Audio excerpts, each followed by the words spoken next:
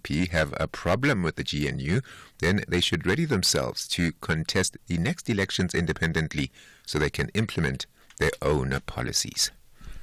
Because you can't say why a GNU of sellouts when your national chair is there within the GNU of Government of National Unity. Now, it lacks a bit of constantly. But the Solomon Pailadu, you know, that is a product of the Youth League and COSAS and many other structures of the movement. He's very brave. We know that he will, it's either he will agree with the ANC on how the GNU work, or he'll immediately withdraw those that are from the party who are in the GNU, so that we are seeing action. Former PRASA head of engineering Daniel Mtimkulu, who was convicted for fraud for faking his qualifications, has been sentenced to an effective 15 years behind bars. The Hawks say as a result of the misrepresentation and fabricated CV, PRASA suffered prejudice in that his annual salary was hiked from 1.6 million rand to 2.8 million. Monique Lewis reports. Timkulu was charged with 9 counts, including fraud and forgery, by allegedly misrepresenting his qualifications to PRASA. He claimed, among others, to have acquired a master's degree from Wits University, as well as a doctorate in engineering management from the Munich Technical University in Germany. In March this year, the Johannesburg High Court attached both his movable and immovable properties and ordered that Timkulu pay 5.8 million rand back to PRASA. Monique Lewis, SABC News in Johannesburg. And the Congolese Justice Minister has condemned an attempted breakout at the country's largest prison, which killed 129 people. An investigation is underway to identify and prosecute those responsible. More from the BBC's Richard Kagoe. On Monday at around 2 a.m. in the morning, some inmates set on fire the administration block and a couple of other buildings. So in the process, some of the inmates, out of panic, attempted to find their way out and just to run away from the fire. So a stampede occurred. Almost 129 people died. This was a breakout that has never been witnessed before, because we had a similar incident in 2017. The top story at 3 o'clock, Police Minister Senzo Mchunu has told the National Assembly how acts of extortion around the country have angered communities. For SAFM News, Kimudupima Khalemeli. And coming up in your sports, the Sao Proteas women's squad named for T20 Women's World Cup and African bag to boost women's Soweto Marathon participation. More details at 3:30. The National Pulse with Ashraf Garda on SAFM. You're listening to the National Pulse, weekdays 3 to 6 p.m. Well, this is the National Pulse, and my question to you every day is like, what for you moves the National Pulse? What are the big issues that you think drives the conversations that we need to be having today? And just about every day, different things impacts upon the country, and by extension, certainly has an impact on yourself. Perhaps the one thing coming out of overnight has been the information regarding South Africa's GDP, which has increased by 0.4%. Just how significant is that for you? We'll certainly talk about that, but how do you relate to it? When we talk about a GDP increase of 0.4 or sometime a retraction, how does that impact you? How much of it do you understand in terms of the impact that it has on your life, or the difference that it actually makes? And to what degree do you have that sort of conversation, let's call it family conversations, around things like that, the way you would actually talk about the rugby team winning, for example, on Saturday? Do you pay any attention to it at all, or do you just get on with your life because it's sort of too highbrow and really doesn't make much of a difference to you? Although, in reality, it does make a difference to you, and you know that, and I certainly know that as well.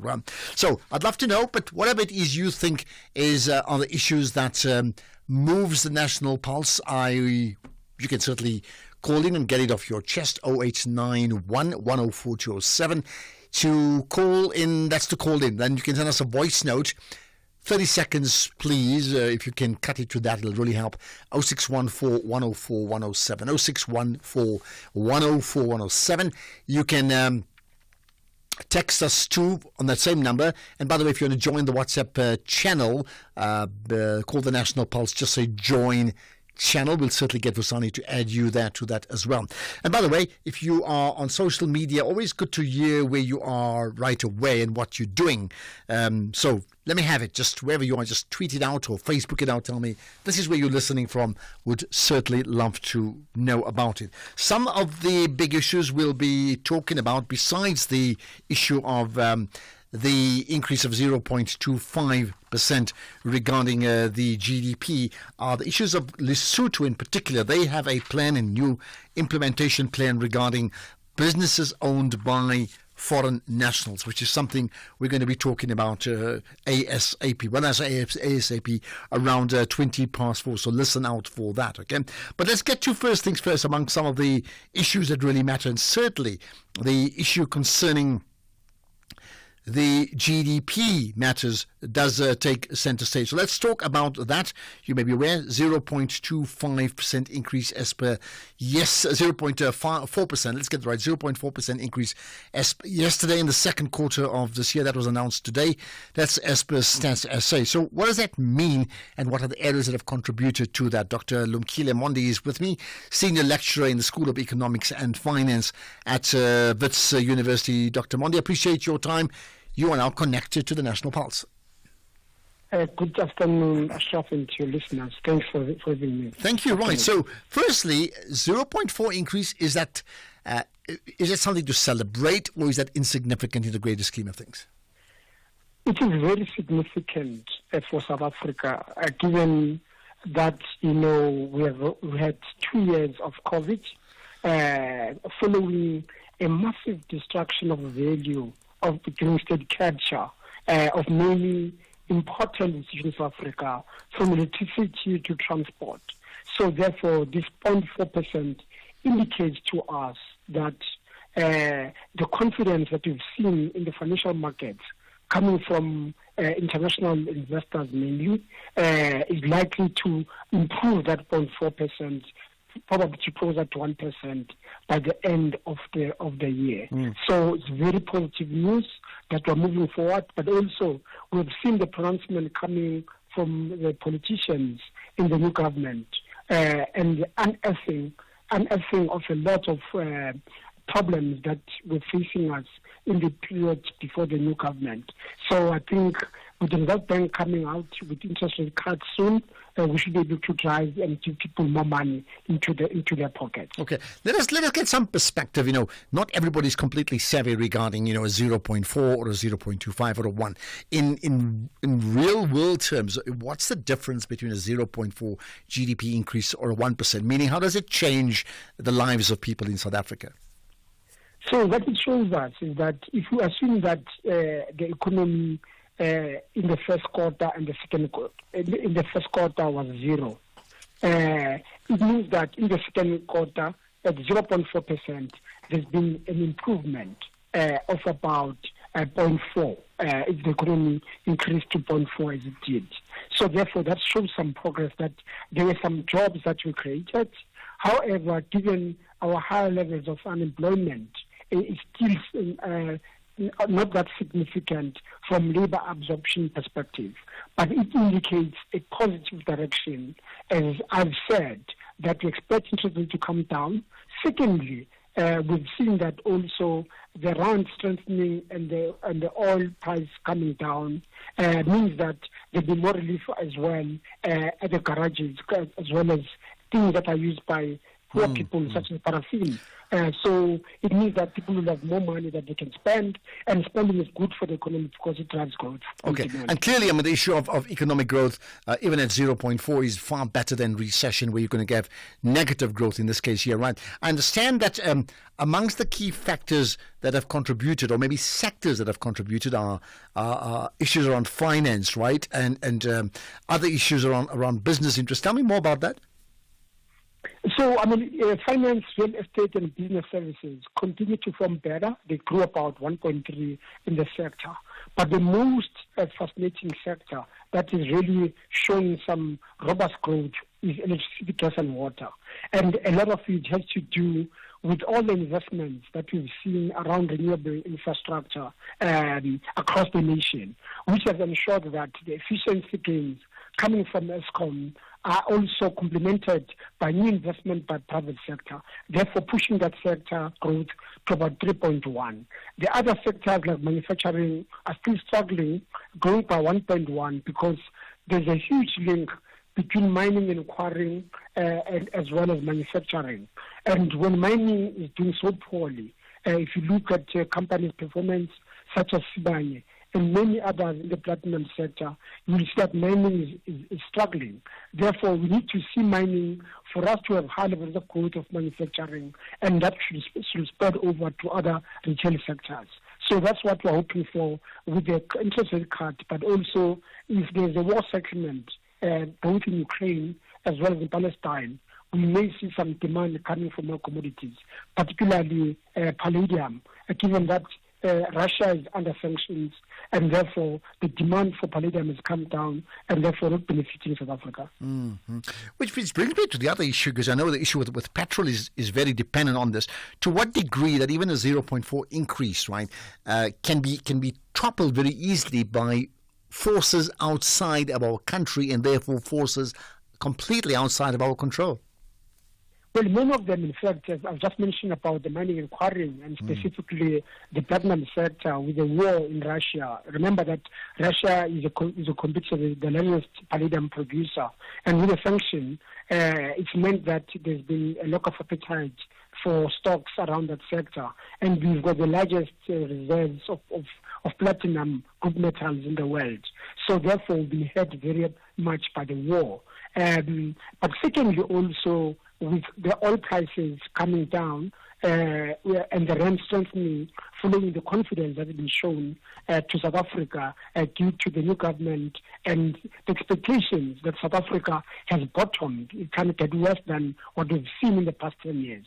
So all those factors, I think, will buoy South Africa's economic growth, and the Reserve Bank will come in as well with interest rate cuts, given that inflation is benign, and we should see people being employed. We should see people having more funds in their pocket, and therefore more demand for various goods and services, and more jobs, fortunately.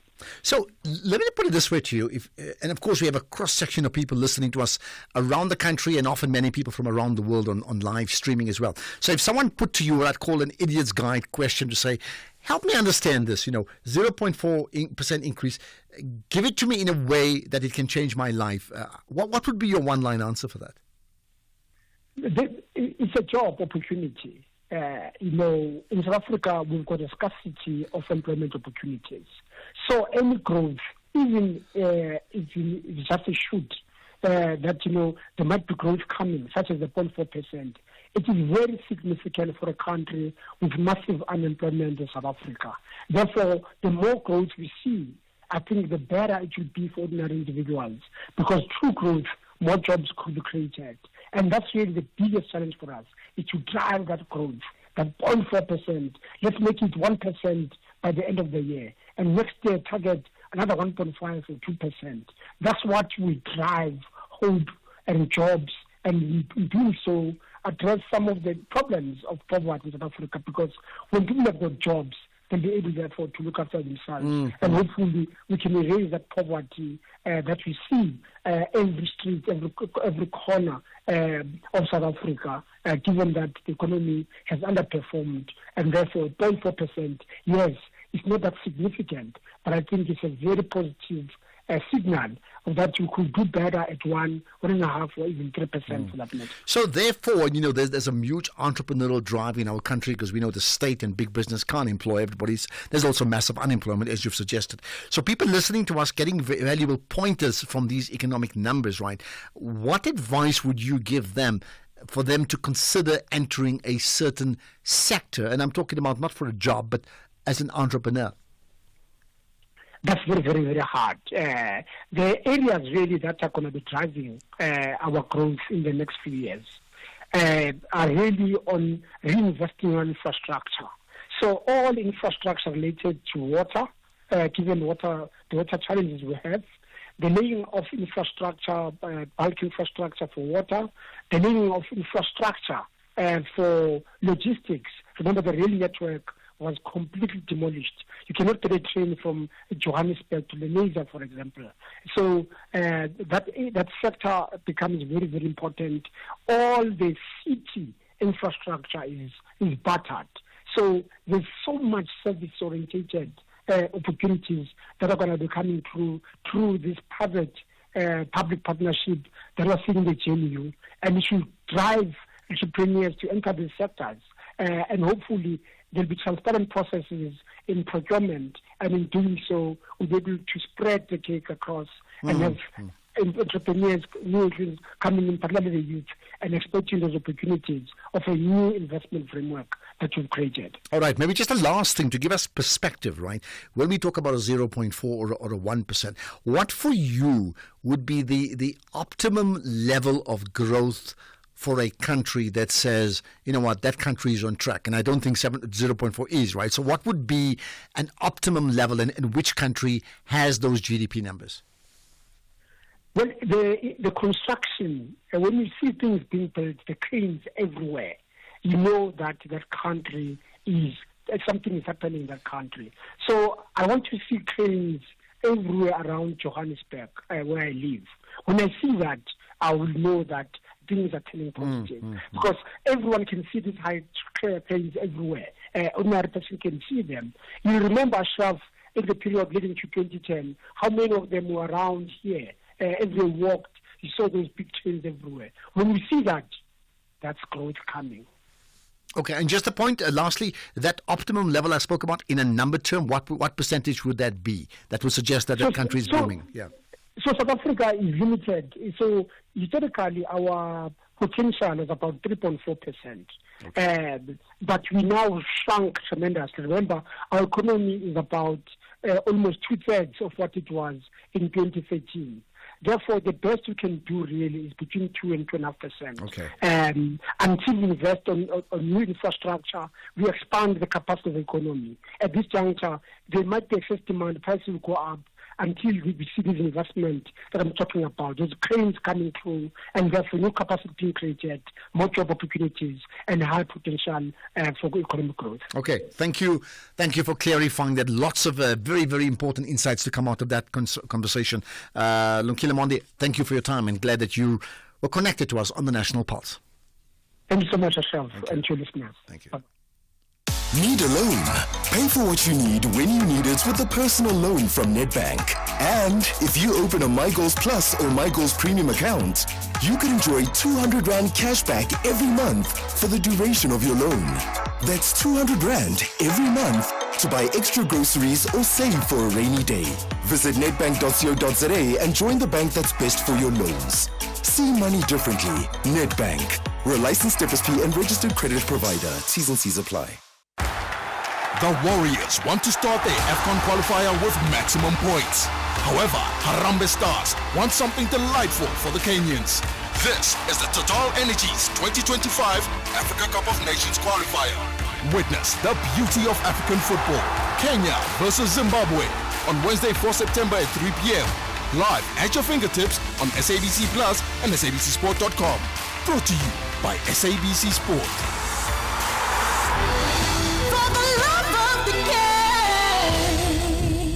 I'm not quite a one on lucky numbers, but if you are, then play Powerball for an estimated 78 million rands and Powerball Plus for an estimated 22 million rands. And this happens, today, right? So that's 100 million rands in total estimated Powerball, and Powerball Plus jackpots are waiting to be won. To do that, you can buy your tickets now in store on the nationallottery.co.za. That's the mobile app, cell phone banking, or simply you can dial into star 120 star 7529 hash for USSD, right? Panda Pusha Play. Players must be 18 years or older. Play responsibly. Tuba is the proud operator of the National Lottery. X at SFM Radio and at Ashraf Garda. Right, we'll certainly get to some of the callers that we have in just a moment or so, and you can certainly connect via voice notes too if you have an opinion. Well, here it is. You've listened to my conversation with Lumkile Monde. What is it that you picked out of that, keeping in mind that every day I ask you this, what for you moves the national pulse? So what have you picked out from that conversation that you'd like to share, that you feel, hey, I have a strong view about this and I want to add it? That's one. But then outside of that conversation, there could be just about anything that you want to raise. What is it that you would like to raise that you think we need to be knowing about? And that's the case. Just feel free to tell me all about that too.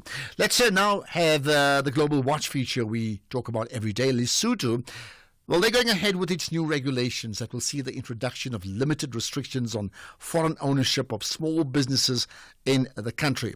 Now, according to the Lesotho authorities, these new regulations, which were introduced 3 years ago, will improve the investment climate in the country. So, what does all that mean? Rapelang Khadebe is the SABC News correspondent based in Lesotho. Welcome to the show. You're connected now to the National Pulse. Rapelang, hi. Okay, we have just we just have to reconnect in just a moment. Let me just tell you as well, while we actually, there's some voice notes about that we've had. Let me play one of them. Ashraf, Mr. Ashraf, when you interviewed that guy called Padil Adams, the one who said people who were not born in Western Cape pre-1994 must go back to their provinces of birth. Yeah, but I think, man, now there is some sense, but I don't understand, because to be quite honest, man, everybody in Eastern Cape is moving to Cape Town. Everybody in Eastern Cape, he wants to move to Cape Town. I think 90% of people who live in Western Cape are from Eastern Cape. So I think Helen Zille was right too when she was saying part of the budget that is given from national fiscals to Eastern Cape must go to Western Cape. She is correct. Most people from Eastern Cape are in Western Cape, man. So they must also assist the Western Cape government. Well, I don't know about 90%. I mean, that's like, I don't know where you get that figure from. 90% of people from the Western Cape are all from the Eastern Cape. But in terms of that conversation you said I interviewed with Fadil Adams, I don't know when I interviewed him. I didn't today. Certainly not today. Not even yesterday. Not even last week. I don't know when. Maybe just tell me when I did that. Let's, however, talk about Lesotho now. So, Rapelang Khadebe with me, SABC News correspondent in Lesotho. Thanks for connecting to us on the National Pulse. Yes, sir. Thank you, Ashraf. Thank you. I hope you can hear me. Yes, I certainly can hear you now. Let's talk about these regulations. Some of the key bullet points you'd like to share? Yes, absolutely. There was a meeting, stakeholders meetings, where the local businesses, small businesses, were really venting their frustrations to the minister that they are now forced to compete with businesses that normally would be reserved for local Basotho, and now it is dominated mostly, they would say, by the Indian community and the Chinese communities, who have much more muscle, and they simply outclass them in their business. And they were saying to the minister, certain businesses, your saloon, your liquor licenses, your small traders must be reserved for Basotho exceptional. So I think that is why it started. It was problematic because most of these businesses, you find that these are people who have been naturalized, most of them. Some of them, they will simply rent a license of a local, only to find that they are the ones who are manufacturing, but they were simply outclassing the locals in that business. But now the government took an action. Actually, the National Assembly instructed the Minister of Trade to implement Section 34, which demands that they need to go and observe who is operating in that space and make sure that those are reserved for Basotho. So that plan is being piloted starting this month. All right, so you're saying it's a direct response. I mean, was that part of a referendum within the communities, or somehow government responded to, sort of anecdotal evidence of dissatisfaction? I think it is an anecdotal dissatisfaction. Actually, they demanded a meeting with the minister. So I actually covered a story where they said, we are operating in these spaces, we are forced to pay taxes, but you look at every space, we simply cannot compete with people because they have higher muscles. We think they should be treated as investors and they should come where we cannot afford bigger investments, higher investments in the million, but the small businesses that sells fat cakes and ordinary Mosotho woman cooking chicken in the streets should not be competing with somebody with a muscle who can outclass her completely in her own game. Is there a danger that this can be counterproductive? What I'm saying is, so the implications of these businesses, are we saying what? They must now cease to exist? These are businesses owned by foreign nationals, right? They must cease to exist, or what? I think they are simply saying, look, either you partner with a local or you simply need to get out of that space. If you are saying you come into Lesotho for business investment, you need to be playing and competing in the spaces that is reserved for you.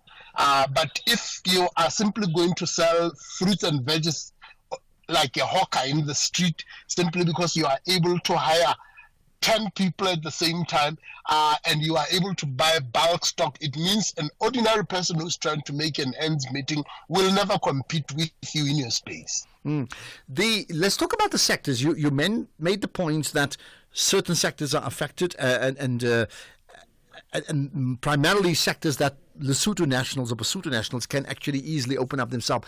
Others would be high skilled. Have they been left alone?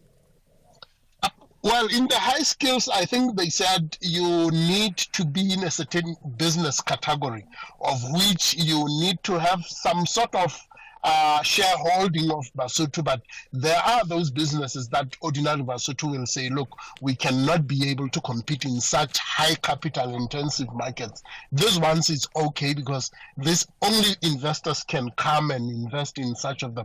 But this businesses like a car wash, a salon, businesses like a small scale trader, they said, I think these are businesses that should be purely reserved for Basotho, indigenous Basotho. All right. Lastly, what impact will it have on South African businesses, South African-owned businesses operating in Lesotho? That is where the problem comes, because you have those businesses that normally were supposed to have shareholding, but they have completely been summed, into that. But also, I think the question as to whether are we talking about indigenous Basotho, are we talking about people who are naturalized, who exactly is accounted, because some of these businesses are people with dual citizenship. Some of them have been operating here for a long time, and to simply wake up tomorrow and change the law, whether this law should apply retrospectively or what should be, what kind of businesses are you saying?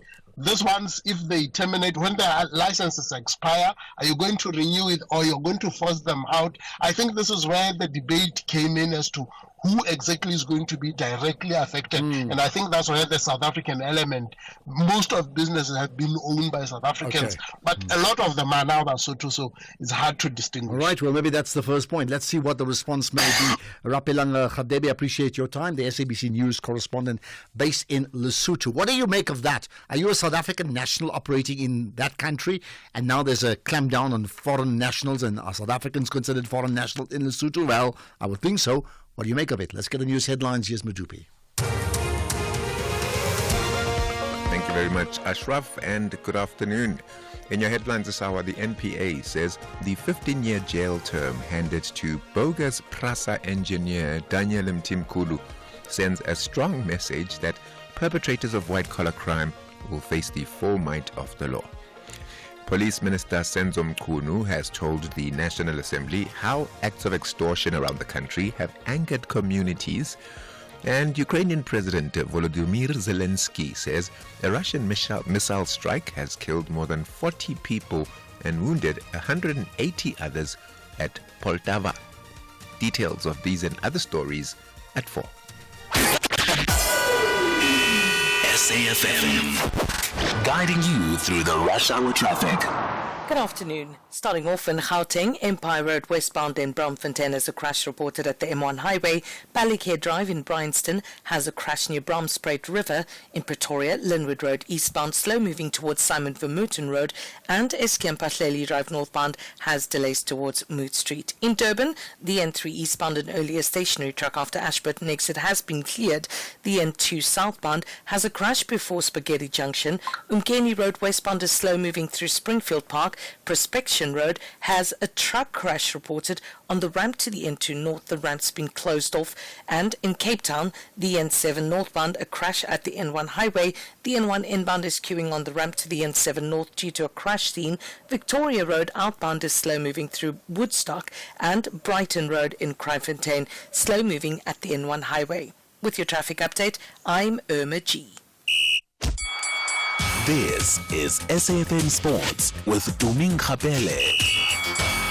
All right, to me, I know, you've got the Cricket World Cup coming up. Yes. It doesn't stop. How many Cricket World Cups do we have in a season? This time around, it's the Women's Cricket World Cup, the T20. A very good afternoon to you, Ashraf, and our listeners. Well, the Proteas women have one uncapped player in the 15-player squad for next month's T20 Women's World Cup in the United Arab Emirates. Dolphins leg spinner Seshni Naidu earns her first national team call-up after impressive performances for SA Under-19 women and the SA emerging sides over the past 2 years.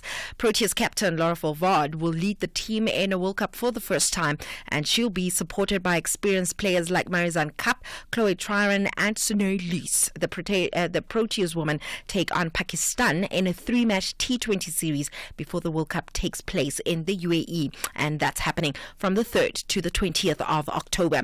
Meanwhile, Lords will host the World Test Championship for the first time next year. India sit top of the current Test rankings ahead of second place Australia, while New Zealand are in third place, and Bangladesh, they lie fourth. And in terms of South Africa, we are sixth, having won only 2 from 6 matches, and the final will be between the 2 highest placed teams in the World Test Championship rankings, and will start on the 11th of June at the home of cricket. Moving on to football, Bafana head coach Hugo Bruce believes that 6 points from the first 2 matches of Group K, which also includes a match against Congo, are non-negotiable. He says it's very much important that the team has a good start on the journey to Morocco next year. If you have a good start, and a good start for me is 6 on 6. I don't think we can be happy if we shouldn't have 6 on 6. If we can achieve that, then you have the 2 key games in October against Congo, and in the best of all, you can already qualify at that moment. So that means let's try to win those 2 games. We have the quality for that. We have the confidence for that. But that doesn't mean that we have to underestimate our opponents from Friday and for next week, Tuesday. In terms of CAF, they've launched the CAF Football Management Executive Program for CAF Member Association General Secretaries, and it's happening down at the University of Cape Town. Now, this program is one of the flagship education programs initiated by CAF in partnership with leading universities, basically to train and upskill African football administrators. And according to CAF President Patrice Motsepe, he says that education will definitely drive a culture of excellence among football administrators, rather. This program and this project of the partnership with UCT, you can never sufficiently stop learning or stop increasing your skills and expertise. But how you run an office, what the General Secretary does, and some of you have done so many things, and some of the things we do from practical experience, but we can never stop learning. Keep learning from others, and of course, often we learn so much from the youth. So learning is a never-ending process, and we must just enjoy it and have fun. Stay with football. Uruguay icon Luis Suarez says that he has no regrets as he calls time on his international career. Suarez helped Uruguay win the 2011 Copa America, where he was named player of the tournament, and he would eventually represent the South American country in 9 major tournaments. His last game will be on Friday in the 2026 World Cup qualifier against Paraguay. Then finally in tennis, 3 Americans are in the mix, including Emma Navarro, as the US Open enters the business end of the tournament today, with the first set of quarterfinals at Arthur Ashe Stadium. Now, with former Novak Djokovic and Carlos Alcaraz already out, the men's draw was blown wide, and Americans Francis Tiafoe and Taylor Fritz will fancy their chances, while on the women's side of things, Aryna Sabalenka will have to work very much, especially when she takes on the likes of Jane Quinlan, while Navarro will hope to continue her dream run, having knocked out defending champion Coco Gauff. On the note, it's a wrap from my side for now. I'll have more in the next hour. So just on the cricket teams, what in that last, I get mixed up between 50 over and T20 because there's just so many. But in that last World Cup, they reached the finals, right? They reached the finals. Yeah. That was 50 over, 20 over. It was a 20 over. Okay. So they're going with hope. I mean, serious hope. Absolutely. I really trust that they're going to do well. We've seen how they have done over the years. And just looking at the team, very strong and nice up and coming. I mean, this one who is in the squad for the first time, she's only 18 years old, Sashni Naidu, and she promises to be a crack at the World Cup. So looking forward we know to about it. another 18-year-old who won some big medals at the Olympic Games. So what, isn't it? Yeah. Remember that. Thanks. More sports in an hour.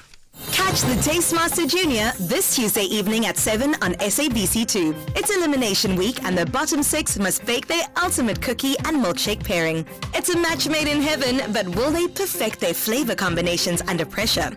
Take part in the weekly viewers competition and stand a chance of winning a classic stand mixer to the value of 10,000 Rand. That's the Tastemaster Junior this Tuesday evening at 7. Repeat Wednesdays at 1 and Sundays at 4 p.m. Only on SABC2.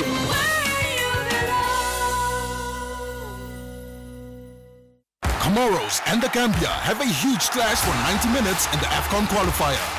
Both nations are optimistic for the significant 3 points. Yet, the question remains, who wants it the most? This is the Total Energies 2025 Africa Cup of Nations qualifier. Witness the beauty of African football. Comoros up against the Gambia on Wednesday, 4 September at 5 p.m. Live at your fingertips on SABC Plus and SABCSport.com. Brought to you by SABC Sport. For the love of the game. The National Pulse with Ashraf Garda.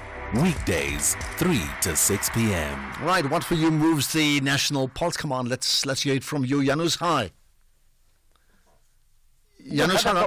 Yeah, go ahead, Janus, hi. Hi. Can you hear me? I certainly can, yeah. Yes, okay. Ashraf, I would like to propose for something like that, which create more army people in our, first of all, for the security reason, but also for the implementation and job creation. So wait, army where? I mean, you're not clear. I don't really understand what you're saying. Army where? Okay. For instance, you've got the army, normal army, was protecting the borders, and whenever the conflict they are there. That will also have to be done because our army is not proper. Instead, rather put on the Congo, the other country, and not protecting our. But it's also engineering army. I was when I was in Poland. I was for 2 years in engineering army, and we build the bridges, we build the roads, we build the railways, and this way you can take, for instance, and they took us. They were 19 until 21, and of course they train us first of all as a soldiers, but also in the engineering to build things. Like as I mentioned, bridges. And if you can have an interview with, I would propose Deputy Minister Mr. Holonisa. I was very close to him as well when I was in the museum. Yeah. But to create, then this way we can take away the unemployment, create employment for these people. Well, I hear you. I mean, some parts of the army, they occupied, as you said, defending the country, and there's a redeployment, and they're certainly not in the army as well at the same time. And there generally is a sense, and I'd love others to comment about the separation of the role of the army. That means the army must deal with defending the country and must not get involved into the day-to-day affairs of the country. That is why a reluctance of people in the army to be, acting as the South African police services, for example. Thanks for that, Janus. Magdalene in Bloem, go ahead, hi. Afternoon, Ashraf. Yeah. The first guy was on point. there's no way that we can be able to measure the GDP of South Africa because we are holding a leaking budget. Rather than producing internally and having an economical cycle within South Africa, we are busy opening for other countries to take the economy from South Africa to their own countries. Lesotho is now uplifted economically because of what the Lesotho people took from South Africa. They are in all economic cycles of South Africa. They are in taxi industry in Bloemfontein. They are all over in the trucks, in everywhere. West part, they took the economy of mine, the Lesotho people. So they revamped the Lesotho. Yes, it's good what they are saying, that priority must be given to the Lesotho people, and they outlined what is it that's supposed to be given to the Lesotho people. I like it so that they can go home. They must pack and go home so that I don't know about that. I mean, Magdalene, you're going now into a whole different direction. I hear you. I don't know about go home. I mean, I will say this much. Anybody who's legally allowed to live in a country are legally allowed to live in a country. That's the first thing. Across the board. If we're going to have a situation where we don't allow other people in, then why would we even want them to come as tourists? They mustn't even come as tourists. Then we mustn't go to other countries, and we'll absolutely learn nothing as well. That means the economies of the world thrive by interdependence. You see, I'm not even discussing citizenship here, just interdependence. That's why I always say, don't just say buy local, say build local and sell global. If you don't do that, there will be nothing. We will be a country isolated on its own, and it cannot thrive on its own, which no country can actually thrive without having someone to sell to. So can you imagine that? You want to sell, you want to have buyers. Ashraf Garda on the National Pulse. And talking about selling, we'll talk about fishing. Fishing, as you know, is not the fishing as in the sea, but the type of fraud that takes place in online and other aspects. And the question for you when you're traveling is, how do you recognize fishing? Coming up in a few minutes' time. Let's, however, touch on another issue that concerns the MDDA. That's the Media Development and Diversity Agency. There was a report in the Sunday World regarding senior staff members who've been dissatisfied with the current CEO, Shweshwe Ku, on one aspect. So we thought, let's talk about that and her appointment, but on the other hand, just the role of the MDDA. With me is Professor Hlengani Matebula, the MDDA board chairperson. Appreciate your time, Prof. Matebula. You're live on the National Pulse. Thanks so much, Ashraf, and thanks so much to your listeners. Thank you. Certainly, as someone who's in the media space, I'd love to know more about what does the MDDA do. But let's just pause on that for a moment, and let's start with the current issue. It's always concerning when you find there's disgruntlement within an organization regarding an appointment of a senior member, in this case, the CEO. What's your position regarding that? Look, Ashraf, we're very confident that we ran a very rigorous process which resulted in the appointment of Shweshwe Ku as the CEO. We are very concerned with the fact that the Sunday World has gone out to reveal candidate identities and confidential psychometric assessments. If they had a story, we're quite happy for them to have been able to run a story, but we think that breaching South African law that is in POPIA was quite disconcerting from our part. But that said, we're taking that issue up with the Sunday World around them, around their breaches. Let me deal with the issue around the appointment of the CEO. I think. Okay, just to pause on that. So, okay, you'll take up the issue of in terms of personal information. I hear that part, and I take it that. But I mean, one of your members has been quoted, right? I think Hussein Karjikar. So, what I mean, that means the MDDA were aware there was a story around that issue, right? Yeah, no, the MDDA was aware. I was personally aware that there was a story. What they wanted to run, they also wanted to run a story about my exit from SARS. That's why I was not the one that responded to those inquiries, because I thought if they want to run a story about me, they must interview me, they must send questions to me, which they had not done in this regard. So we thought it prudent that it must be a response by the board, and Hussein Kajika was requested to respond to those questions. I understand that part. I understand that part. Okay, I got that part. Let's just move on to your own relationship with the Sunday World, that you can have that conversation. But it does suggest that the story was leaked internally. That means one thing is taking the Sunday World to task, but clearly there are disgruntled members within your organization that felt so disgruntled that they had to share that information, very personal information, on a public platform. What does that say about the internal workings? Well, it says that if these are indeed senior people or any member of the MDDA staff that has leaked this kind of information, surely they don't deserve their space being in that organization or to be custodians of information such as that. It is really seriously unacceptable, and I don't think any organization should be able to tolerate that. So that's the one part. I know that the Sunday World says that they are quoting senior staff. It can only be people that are disgruntled because either they wanted the job or they didn't get the job.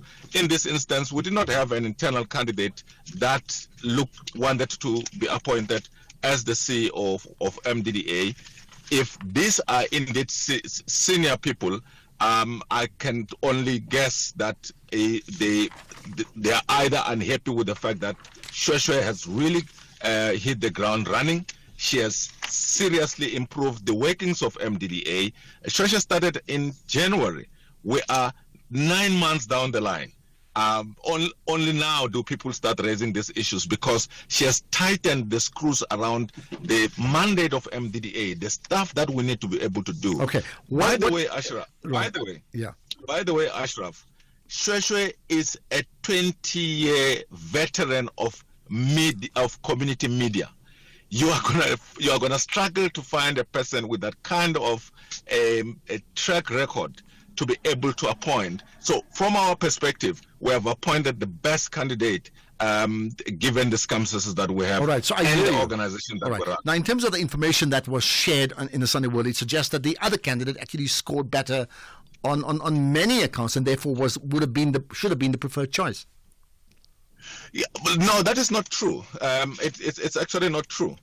So I'm not going to sit here and reveal the way that the other candidate has done, because now that they have actually revealed his name, it really will look like I'm making commentary about him as a person, which is not correct. What we have done is that we can confirm, and we're not going to deny this, we can confirm that we had a two-way process, because the policy of the MDDA requires that you do the personal interviews, which is the subjective part, and then we have the objective part, which is the one where you send candidates into a competency-based battery of tests that get done by people that are not even MDDA people. So from that perspective, one candidate came higher, the other one came second, and I can say that Shweshwe did come second on the first, which is the subjective one. In the objective one, she came top. But that is not, we don't use psychometric assessment only to make an appointment. We take the two and then use the other aspect, with like vetting processes and presentation and all these other things that get done to then come to a final decision on which candidate is the best for the organization. Yeah, I'm very people that have linked. Okay, just put that on pause, because I'll get to you in a moment about how then does she respond internally, and then we'll talk about the role of the MDDA in general right after. Welcome to the team, Andile. Right, thank you. What will be your first order of business? Well, ensuring our greatest assets are taken care of. Our vehicle fleet? No, our employees. You see, I want them to feel confident in our company's employee benefits, and Old Mutual Corporate is perfect for that. They take care of everything, from retirement benefits to health and group risk solutions, consulting, and more. Visit oldmutual.co.za/employee benefits and go from questions to solutions for your employees with Old Mutual Corporate. Old Mutual Life Assurance Company SA Limited is a licensed FSP and life insurer. T's and C's apply. The Warriors want to start their AFCON qualifier with maximum points. However, Harambee Stars want something delightful for the Kenyans. This is the Total Energies 2025 Africa Cup of Nations qualifier. Witness the beauty of African football. Kenya versus Zimbabwe on Wednesday, 4 September at 3 p.m. Live at your fingertips on SABC Plus and SABCSport.com. Brought to you by SABC Sport.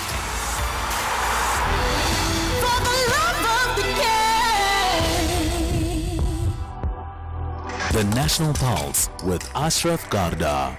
Weekdays, 3 to 6 p.m. Okay, continuing chatting to Professor Hlengani Matebula, the MDDA board chairperson, reflecting on allegations around what many have perceived internally as an irregular appointment for the CEO, Shweshwe Ku. She's been there for 9 months, but also just the overall role of the MDDA. So here's the last thing just regarding your CEO, Prof. Matebula.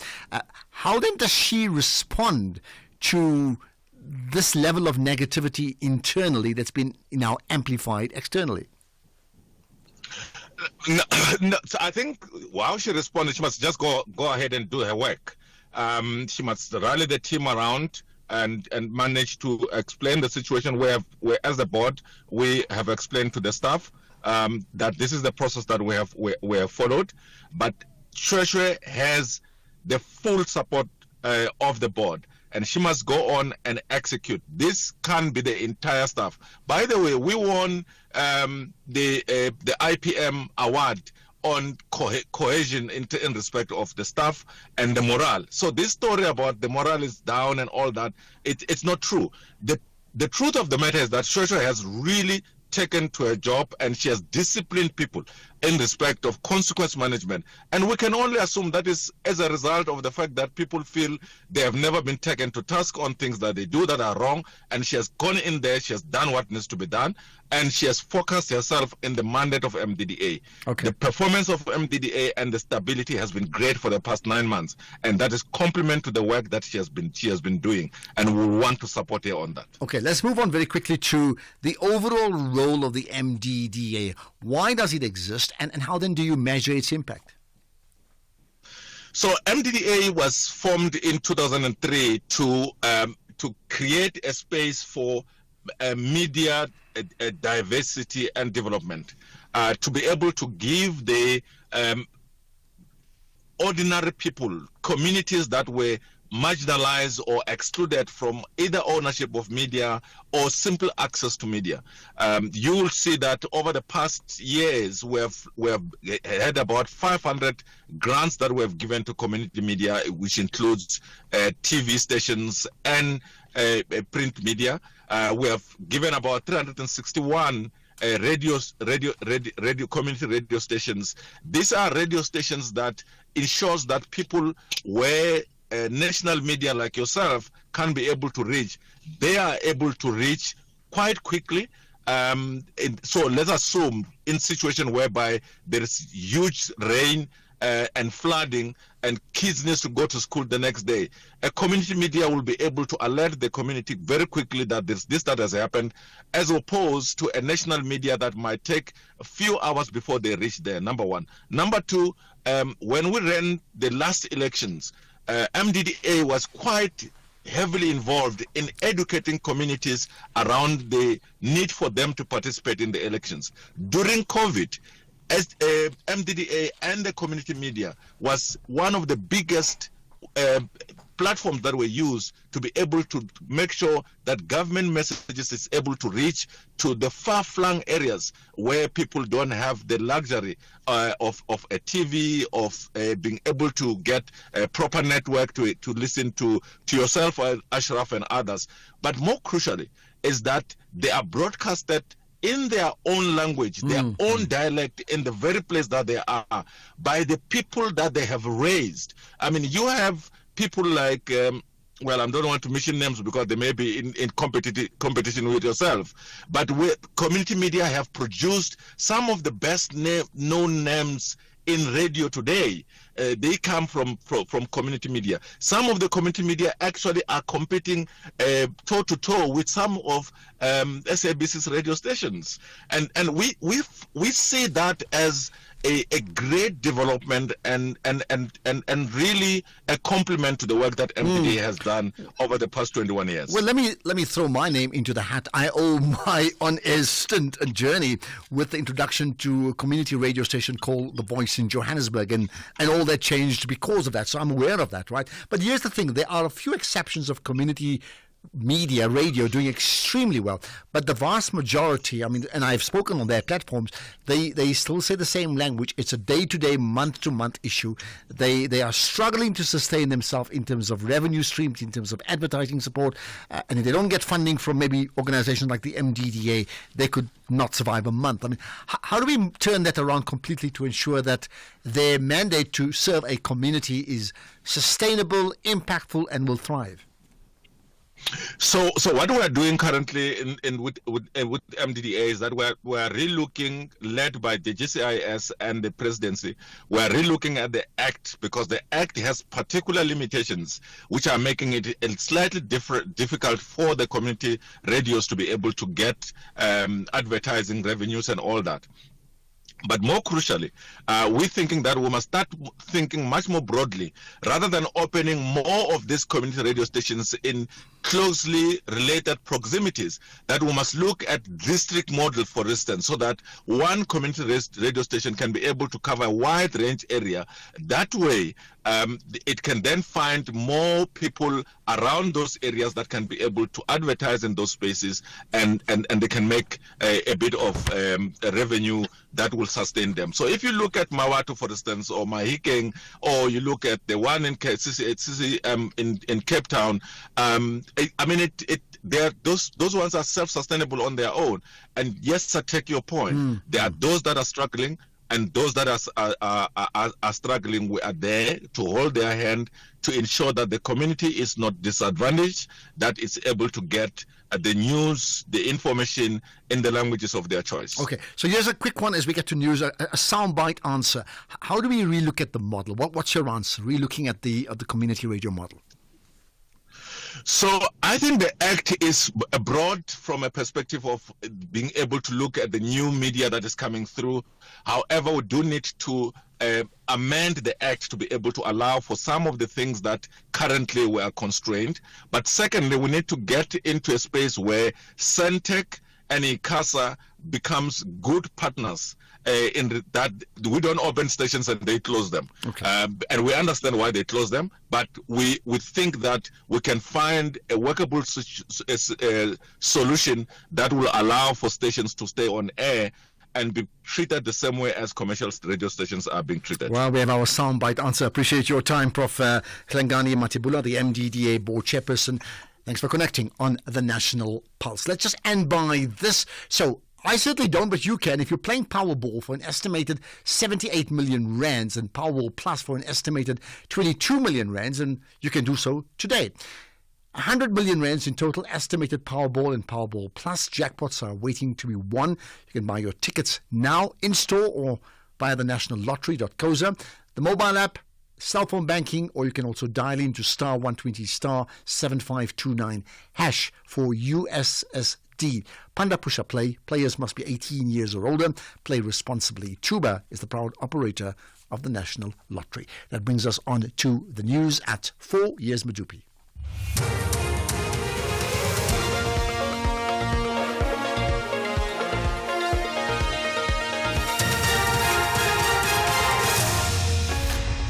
Thank you very much, Mr. Garda. The top stories this hour: the NPA welcomes former PRASA boss's sentencing and dozens killed in a Russian missile strike in Ukraine. A very good afternoon.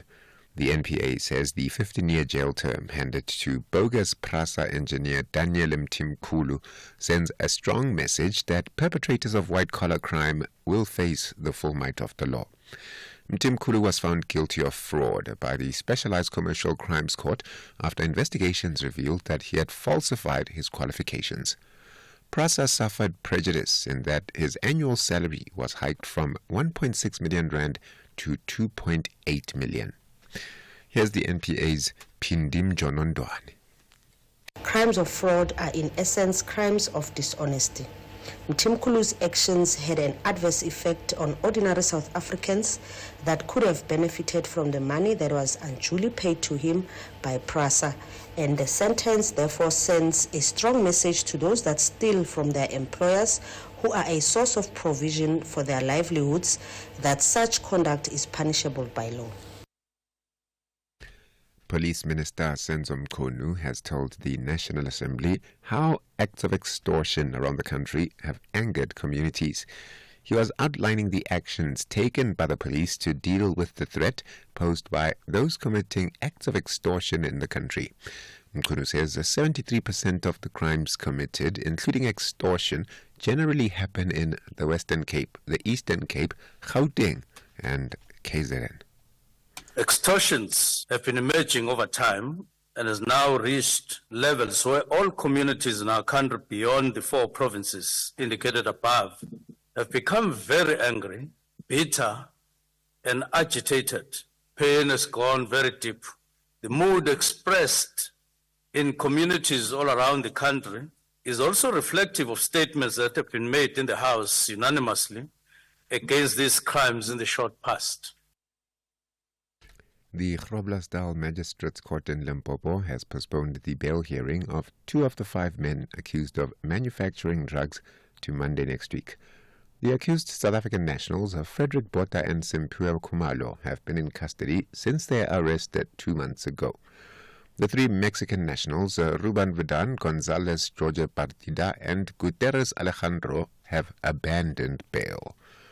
The NPA's Mashudu Malabizangi says the state has a strong case against the accused. As the state, we still believe that we've got a watertight case, as we've managed to prove to the court that the accused persons, the one who are busy applying the bail application, they were implicated in this case. Botha is the owner of the farm, and Khumalo was also found with the food of the Mexican. Even on the cell phone, he had text invoice which was indicating the type of food that he has to buy for the Mexican co-accused. And also in the car that he was driving, there was found the drum of acetylene. Durban Mayor Cyril Gaba says he has found the city to be in a functional state following his takeover in July. He was appointed following the deployment of the former mayor Mxolisi Kaunda to the NCOP after the elections. At the time, Kaunda had come under fire following a wave of service delivery protests, particularly over water. Gaba says among his key priorities is to grow the city's economy, create jobs, and reduce crime. He also spoke on plans to improve the city's delivery of basic services. The city has faced, I think, in the recent past, 3 floods that have really destroyed our infrastructure. That instead of maintaining the existing infrastructure, we now have to repair. There are water infrastructure projects underway. We've appointed a company and that is working on detecting and fixing leaks. And Ukrainian President Volodymyr Zelensky says a Russian missile strike has killed more than 40 people and wounded 180 others at Poltava. More from the BBC's Will Vernon. President Zelensky said 2 ballistic missiles fired by Russia hit an educational facility and a nearby hospital, as well as a communications institute, which was partially destroyed. He said some people remained trapped under the rubble. Photos and videos from the scene show huge holes in the side of several buildings, with bodies clearly visible on the ground. In Russia, pro-Kremlin military bloggers posting on social media said that Iskander ballistic missiles were used in the strike.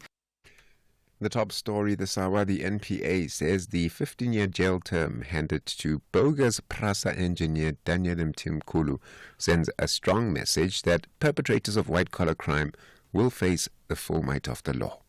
For SAFM News, in sports this hour, Athletics South Africa to convene a board meeting to start planning for 2028 Olympics, and Cheka urges Aussies to quit Super Rugby. More details at 4:30. SAFM, guiding you through the rush hour traffic. Good afternoon. Starting off in Gauteng, the M1 southbound in central Johannesburg, slow moving towards Crown Interchange. Empire Road westbound in Braamfontein has a crash at the M1 highway. In Pretoria, Linwood Road eastbound, slow moving towards Simon Vermeulen Road. The R21 Nelson Mandela Drive southbound has delays towards Elephant Road, and Linwood Road westbound queuing towards Jacobson Drive. In Durban, the N3 westbound in Hillcrest queuing towards Key Ridge. The N2 southbound has a crash reported after Umgeni Road. All lanes are open, and Umgeni Road westbound slow moving through Springfield Park. In Cape Town, the M5 southbound is slow moving towards Racecourse Road. The N2 Nelson Mandela Boulevard outbound slow moving towards Hospital Bend, and the N1 outbound is slow moving towards the M5 Kuburg interchange. With your traffic update, I'm Irma G. The Market Update, Monday to Thursday, 6 to 7 p.m. Want to stay ahead of the financial game? Join us tonight from 6 to 7 p.m. for an insightful journey through the day's market developments, financial updates, and investment news. Tune in for your daily dose of financial intelligence as we navigate the twists and turns of the financial landscape with expert insights. Only on the SAFM Market Update. SAFM Market Update with Jimmy Muyaha. Only the final whistle can reveal who are the real football kings of East Africa. Neighbors won't get along during the East African Derby. This is the Total Energies 2025 Africa Cup of Nations qualifier. Witness the beauty of African football. Tanzania takes on Ethiopia on Wednesday, 4 September at 6 p.m. Live at your fingertips on SABC Plus and SABCSport.com. Brought to you by SABC Sport.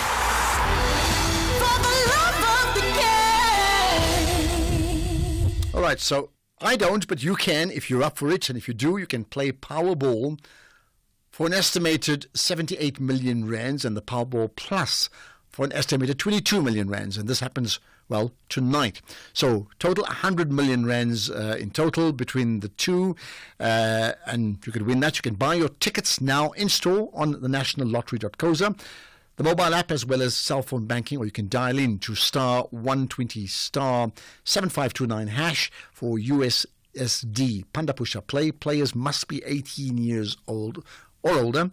Play responsibly. Ituba is the proud operator of the National Lottery. The National Pulse with Ashraf Garda on SAFM. You're listening to the National Pulse, weekdays 3 to 6 p.m. So, we're into Heritage Month, and I thought I'd just emphasize this point. You know, the word heritage comes from the word to inherit. What did you inherit? Where do you get it from? So I thought, let me tell you about where I come from. That'll help you working out where you've come from, or just punctuating that point. So I'm born in a community that's probably about 2 kilometers at most from the SABC in Auckland Park. And it's got 3 different names, okay? Colloquially, it's always been called Fitas in Johannesburg. Everybody knows it as that. But it also was given this Afrikaans name called Vrededorp, right? And at some stage, they had an English name called Pageview, but everybody calls it Fitas, right? And I do, so we say like born in Fitas. And historically, even before my time, it was this hodgepodge of 3 groupings, you know, people who are black, but let's say African-colored Indians living together on the many small streets that are part of that community. And then you had the white community, mainly Afrikaans-speaking, on the other side of the road. They were divided into half and they couldn't mix, they couldn't live together, right? And then slowly, over a period of time, the evictions occurred. And I think the first communities, African communities, moved or were kicked out from Fitas to, I understand, sort of Meadowlands, which is now part of Soweto. And then the colored community and the Indian communities moved, colored communities predominantly to Eldorado Park, Indian communities to Lenasia and Johannesburg. So even now, when you meet those communities, wherever they come from, Eldorado Park, Lenasia, Coronationville, part of Meadowlands in Soweto, ultimately the umbilical cord that connects them would be that very same Fitas that I was born in, right? And the street that I lived in was 14th Street, which was like the business street. And we often talk about it today. It's like the modern day version of, or that stage, it was like our version of Sandton City. Hustle and bustle. But then even that, the businesses got kicked out. They all got, removed, families evicted, Businesses were shut down forcibly by the apartheid government, and that incidentally gave rise to the Oriental Plaza in Johannesburg. So now you know just that rather amazing history, and I wonder how much do we know about how those dots get connected. So when all the people were moved out, the only community that remained was the white community. And it's such an interesting one because they were ultimately dependent on that thriving broader black community of, African colored Indian people that made up FITAS. And when they were moved out, when the others were moved out, this white community were even more impoverished, and their own community, well, quite simply died, isn't it? I, however, can always remember this part, that the field we played on had no sand, or rather had sand with no grass, the sports field, and the field across where we played had grass, but we were not allowed to play there. It was illegal, and the kids were thrown off that park. And interestingly enough, that park was nicknamed the Burra Fella, and you can understand why it was called that. So I'm saying that because that's my heritage. So what's yours? You are listening to the National Pulse with Ashraf Garda. Right, so I'm bringing that up because what I'd love you to do is to share your own story about not where you're living now, but where you come from. Like, give me that community in South Africa, maybe even outside, that dorpie, that town, that little suburb, that street that perhaps doesn't exist any longer, maybe it still does, right, that you come from, and maybe tell me your story, or tell us that story as I've shared my story. I think it's most appropriate considering we are talking about Heritage Month. What is it that you've inherited? And that is my community. Now, to call in 086 0002032. As always, you can send us a voice note 0614 104 107. You can also text us to that same number. And if you want to join the National Pulse WhatsApp channel, just say, use that WhatsApp number, just say join channel. But there's nothing stopping you also tweeting out your comments and then posting on Facebook too, and tell us where you're from. Send us pictures. Many people always do that regularly. I love that. Also, those who are listening on streaming live. We should be connecting to Sophie McQuena in just a moment or so. Remember, she's been covering the South African trip, the presidential trip to China in particular. I just want to check with Keys if we do have Sophie on the line. No, we don't. So what I'll do is let's get some of the connections before we do connect. It's probably close to midnight for Sophie, I'm sure. Lots of comments on Lesotho. It's good that the Lesotho government is doing that to protect their locals and the economy of that country. But here's the problem, Ashraf. We have many of Basotho nationals doing the same thing in Bloemfontein. They're selling fat cakes, selling sweets, selling fruits and veggies in South Africa, and some of them are doing illegal things in this country. Should South Africa do the same thing? The one that the South government is doing. Should the South Africa do the same thing? Won't be labeled as xenophobic. If we do that, we do the same thing as they are doing now. Okay, well, I wonder, are they doing the same thing, right? Here's another one in praise of the Lesotho position. Good afternoon, Ashraf, and good afternoon to SAFM listeners. Ashraf, big up. Well done to government of Lesotho. When that in South Africa arrive, well done to government. That's good idea. That's true. That's good idea. It's a bother. It's a good government. You must listen to people and do something. Not like here in South Africa, you can do whatever you want. You're coming outside, you do whatever you want. It's free. That's a good decision by the government and by the minister and by the people of Botswana. That's a very, very, very good decision. Uncle, it's Honorable Magusha Kubane, Western Cape, Wilgazile. Okay, there we are. Tell you what, many people have this view. All I'm saying is, of course, if you're illegally trading, you're illegally trading. So let's agree on that part. Outside of that, there's got to be some protection of the locals wherever they are in the world, but also diversity does the diversity enhances innovation in a country, and do not underestimate that. Really don't do that. So we must welcome that to a degree. That doesn't suggest that we must ignore and just have the locals. I don't think that's the case at all. And I'll repeat what I said earlier on. I think I like that Europe emphasized building local and growing global, not just buy local, build the infrastructure and the commodities that allows you to sell globally. If you do that, well, that would be just great. I'll take more of your calls and your voice notes as soon as I can. The future of education is here. Impact offers 2 paths to the future. Design your own homeschooling journey with Impact Homeschooling, or let our experienced teachers guide the way with the Impact Online School. Get quality future-forward education. Visit www.impact.co.za today to register for 2025. Comoros and the Gambia have a huge clash for 90 minutes in the AFCON qualifier. Both nations are optimistic for the significant 3 points. Yet the question remains, who wants it the most? This is the Total Energies 2025 Africa Cup of Nations qualifier. Witness the beauty of African football. Comoros up against the Gambia on Wednesday, 4 September at 5 p.m.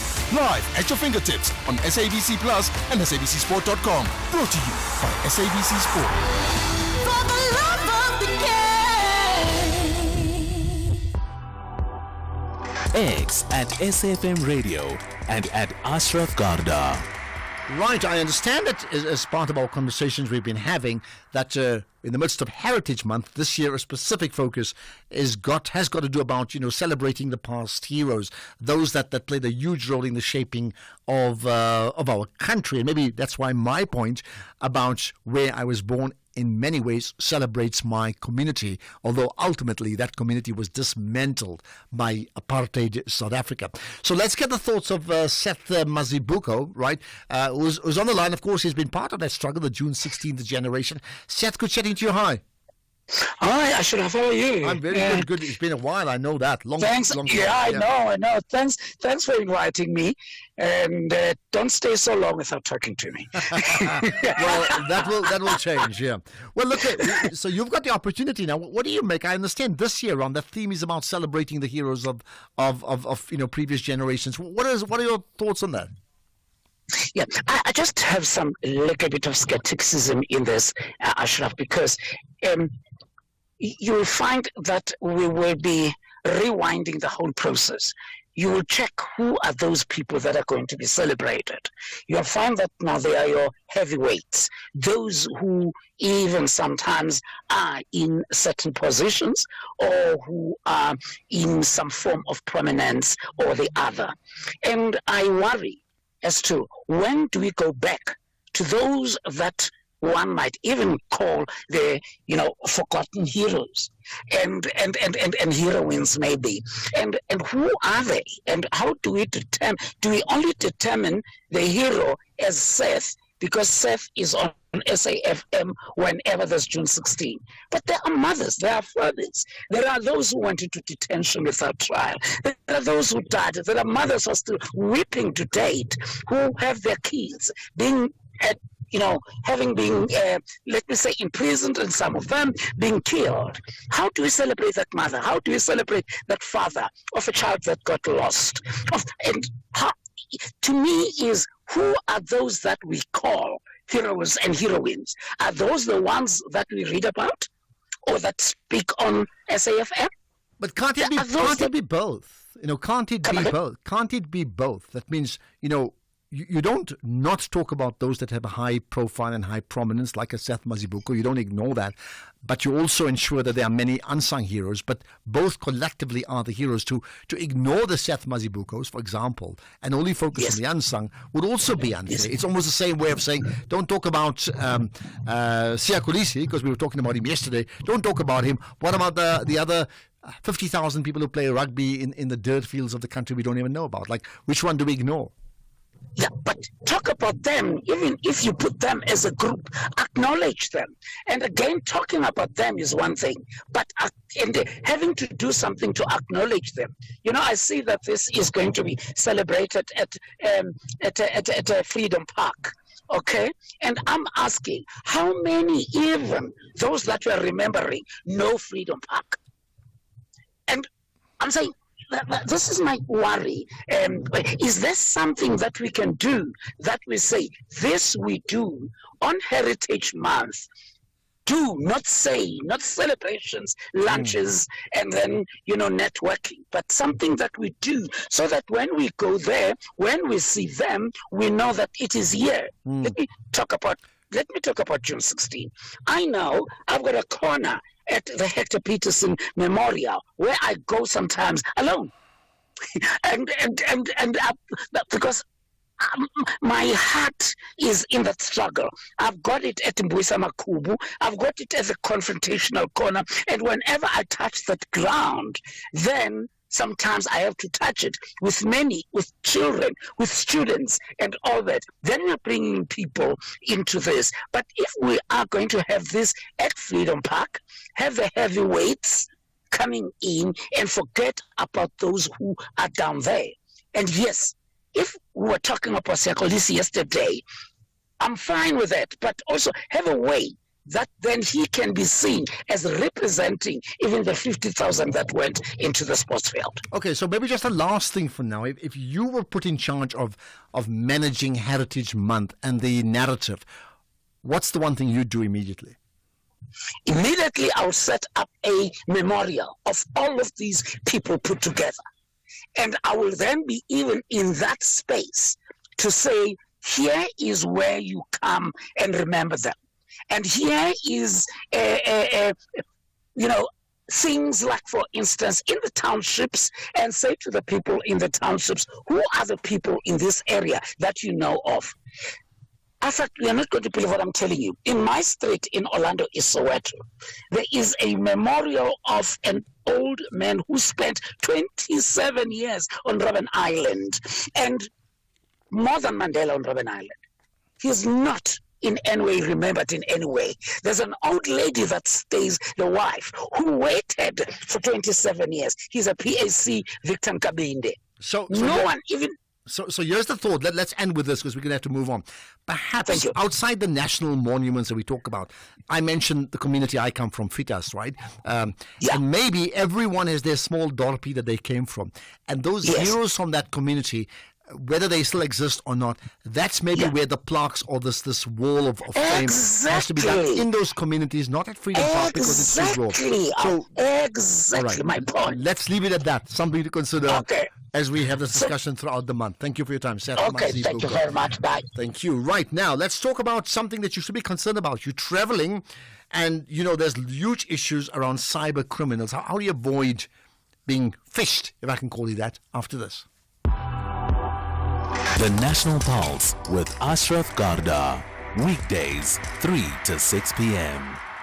Cybercrime is such an issue, isn't it? The more we operate, play in the online space, the more that highway about, different ways of, where highway robbery occurs, right? So this may be particularly the case when you are traveling. So those who are traveling not just internally, but certainly traveling abroad as well. And there are important do's and don'ts around that. Let's chat to Lucas Molefe, who's the cyber security consultant at ESET, E-S-E-T. Lucas, thanks for joining us on the National Pulse. Thank you for having me. Thank you. You've got this big responsibility of giving us some serious advice of how to recognize phishing and avoid it. Perhaps let's start with what is phishing. So phishing is an online scam where criminals basically impersonate the trustworthy entity. Now, in the case of someone traveling or whatever the case may be, you get an email, and that is basically them trying to fish for information from you, acting as a particular organization or place, right? So basically that's phishing. They're just trying to fish for information, personal, financial information, whatever the case may be. Okay, right. So what is your advice? I mean, this happens. How do we recognize it and then therefore not act upon it as well? But first, I suppose, is the recognition part, right? Yes, the first part is definitely recognition, because if you don't recognize it, you will not be able to prevent it. So by understanding what it is, then you'll be able to prevent it. Now, first of all, is whenever there's a phishing attempt, what these guys look at, they request your personal information. And it is always an unexpected contact or in a sense of urgency. So that's the first thing that you look at. And also, if, let's say, Ashraf, I send you an email and it's a phishing email, you don't know my domain or the domain that I'm sending you from, it looks legitimate. What you can do, you hover around the actual domain name, in which usually is a link, and then you actually see where the actual suspicious email or domain is from. Okay, so therefore, I mean, some of it I would understand in terms of these cybercrimes are so obvious. Why do you think so many people get hoodwinked? I mean, they just, blinded to it, and yet they know. It's almost like if you're walking in the street and you've got a mobile phone and your hands are, it's in your hand and you've raised your hands.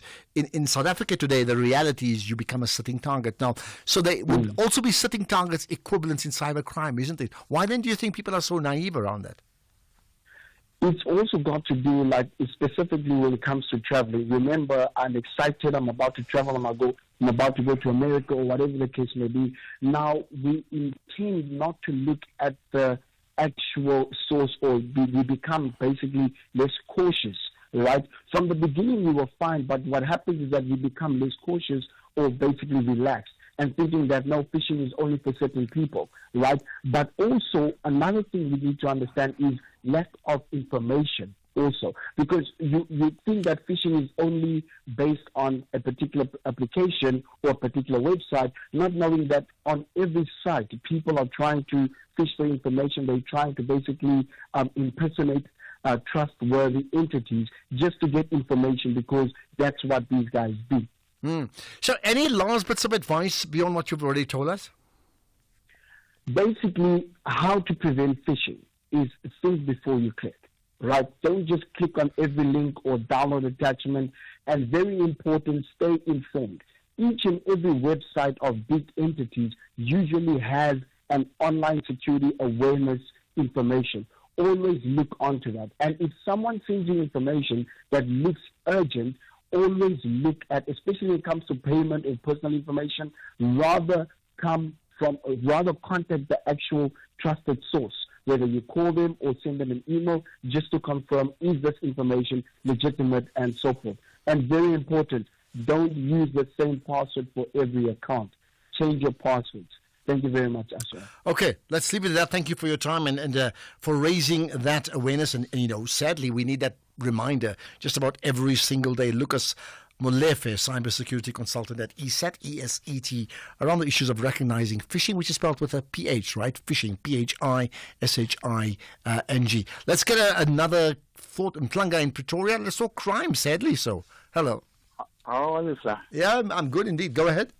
Oh, good. Today I went to get my old age grant with my old lady. Today we were robbed, and those wardens don't even have, all our money was taken away. At the ATM, these people, they're standing there wearing good clothes. You think they want to help us. They'll come to you, hey, what can I help you? And when they come to us, they took everything. They robbed me and my wife was even in hospital because of she's got a high blood, and now her heart rate was so high. And they robbed us. They robbed all in 4.2. That's all our old age grant. And we've got children at home. We've got, we are living with two of our age group.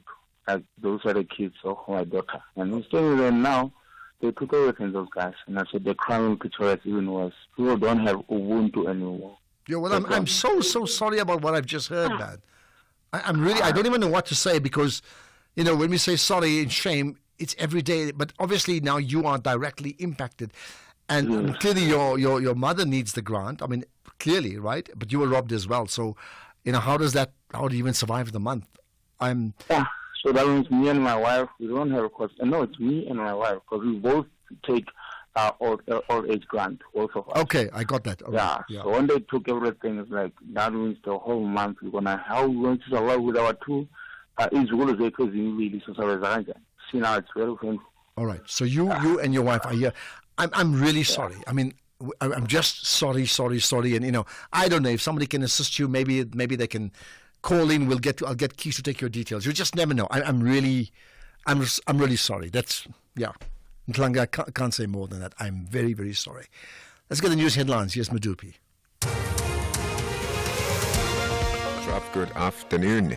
In your headlines at 4:30, economists say the latest decrease in fuel prices, which take effect from midnight tonight, will provide some much-needed relief for motorists. The NPA says the 15-year jail term handed to bogus PRASA engineer Daniel Mtimkulu sends a strong message that perpetrators of white-collar crime will face the full might of the law. And officials in Sudan's Darfur region have accused the paramilitary rapid support forces of looting and blocking aid convoys as the humanitarian crisis there deepens. And those are your headlines. Kholo has your full update at 5. SAFM, guiding you through the rush hour traffic.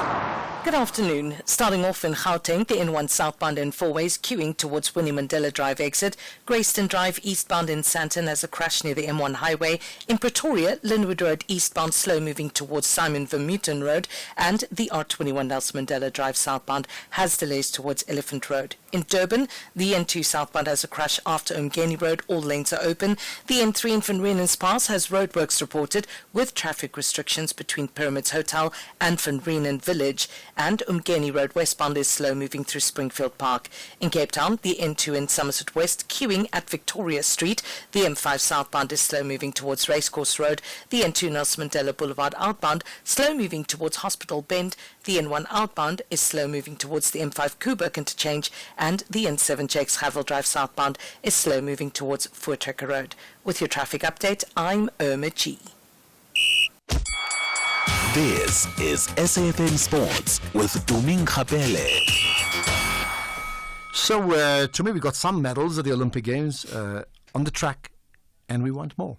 We want more, definitely. Athletics South Africa President James Moloi says that the National Federation will convene a board meeting on Friday to begin preparations for the 2028 Olympic Games in the USA. Athletics South Africa wants to improve their performance that recently saw the Federation earn 2 medals at the Paris Olympics and 7 medals at the World Under-20 Athletics Championships in Peru. And during the upcoming board meeting, Moloi and his team will focus on strategies to integrate both youth and senior athletes into their preparations for the next Olympic cycle. We want a headache when we choose a team. So for that, we are going to meet. We are meeting as a board on Friday. So it's one of our part of the agenda to say let's plan ahead for Los Angeles for 2020. We are going to plan for 2028 going forward. But let's plan for 2028. This is a basic. Actually, it's a benchmark. This team is a benchmark taking us further. So for that, we must put and speak to the corporate companies, speak to the government, speak to the corporate government to say help the situation. You can see our results. You can see these youngsters are doing very well. If you can pump money, and then we know that the managers and coaches, it will be easy for them.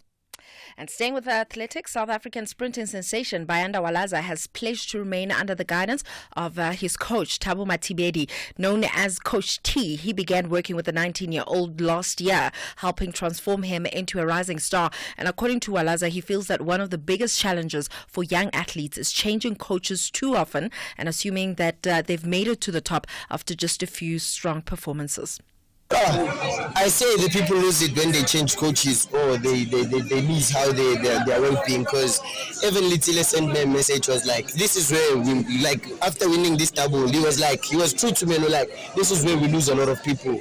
Just be you, don't change, focus, and don't let temptation come into you, and also just be true to yourself and everything will go your way. And also I think other people, they just, when they're in their process, they just rush the process. Like for now, maybe because now I got 2 gold medals, né? And then I'll start saying, right now, I've done this is all I can do. Their mentality, some of them is just like, they're okay, I'm a world champ, so what? Now they think that's the end of athletics, but that's junior. That's the road you must go for you to be the best. Absolutely leader in the making. Let's move on to football. Orlando Pirates midfielder Talente Mbata says that he's fully focused on his current club. This is despite reports that English Championship side Cardiff City has shown an interest in his services. Mbata, who was one of the standout players for Pirates during the preseason campaign in Spain, is said to have impressed Cardiff scouts present at the matches. Oh, I didn't know. Oh, you didn't? No, I didn't know. So, but I could say that my focus is at Pirates. I just recently got myself a contract at Pirates, so I think everything I'm doing it for Pirates, and they're the one who are going to decide what's going to happen in the near future. But for me, my focus is at Pirates. Then moving on to rugby, Michael Cheika has called for Rugby Australia to abandon Super Rugby and rather focus on domestic games.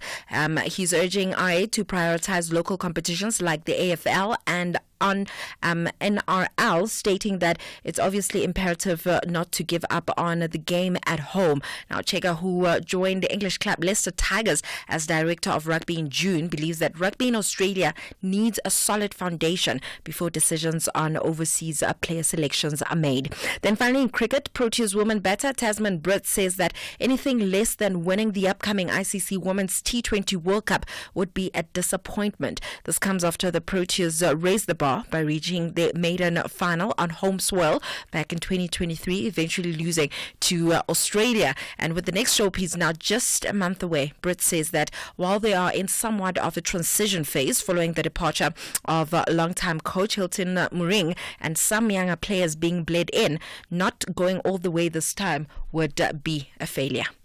No, I think it will be disappointing. I mean, at the end of the day, you play the game to become the best in the world. You don't just play it just to reach a benchmark. I mean, if you just had to go to the final, just to go to the final, I mean, there's no exciting things in that. You want to win. You want to be the world's best, and you want to be the team that's the team to beat. I mean, like the Australians. So I think it'll be very disappointing.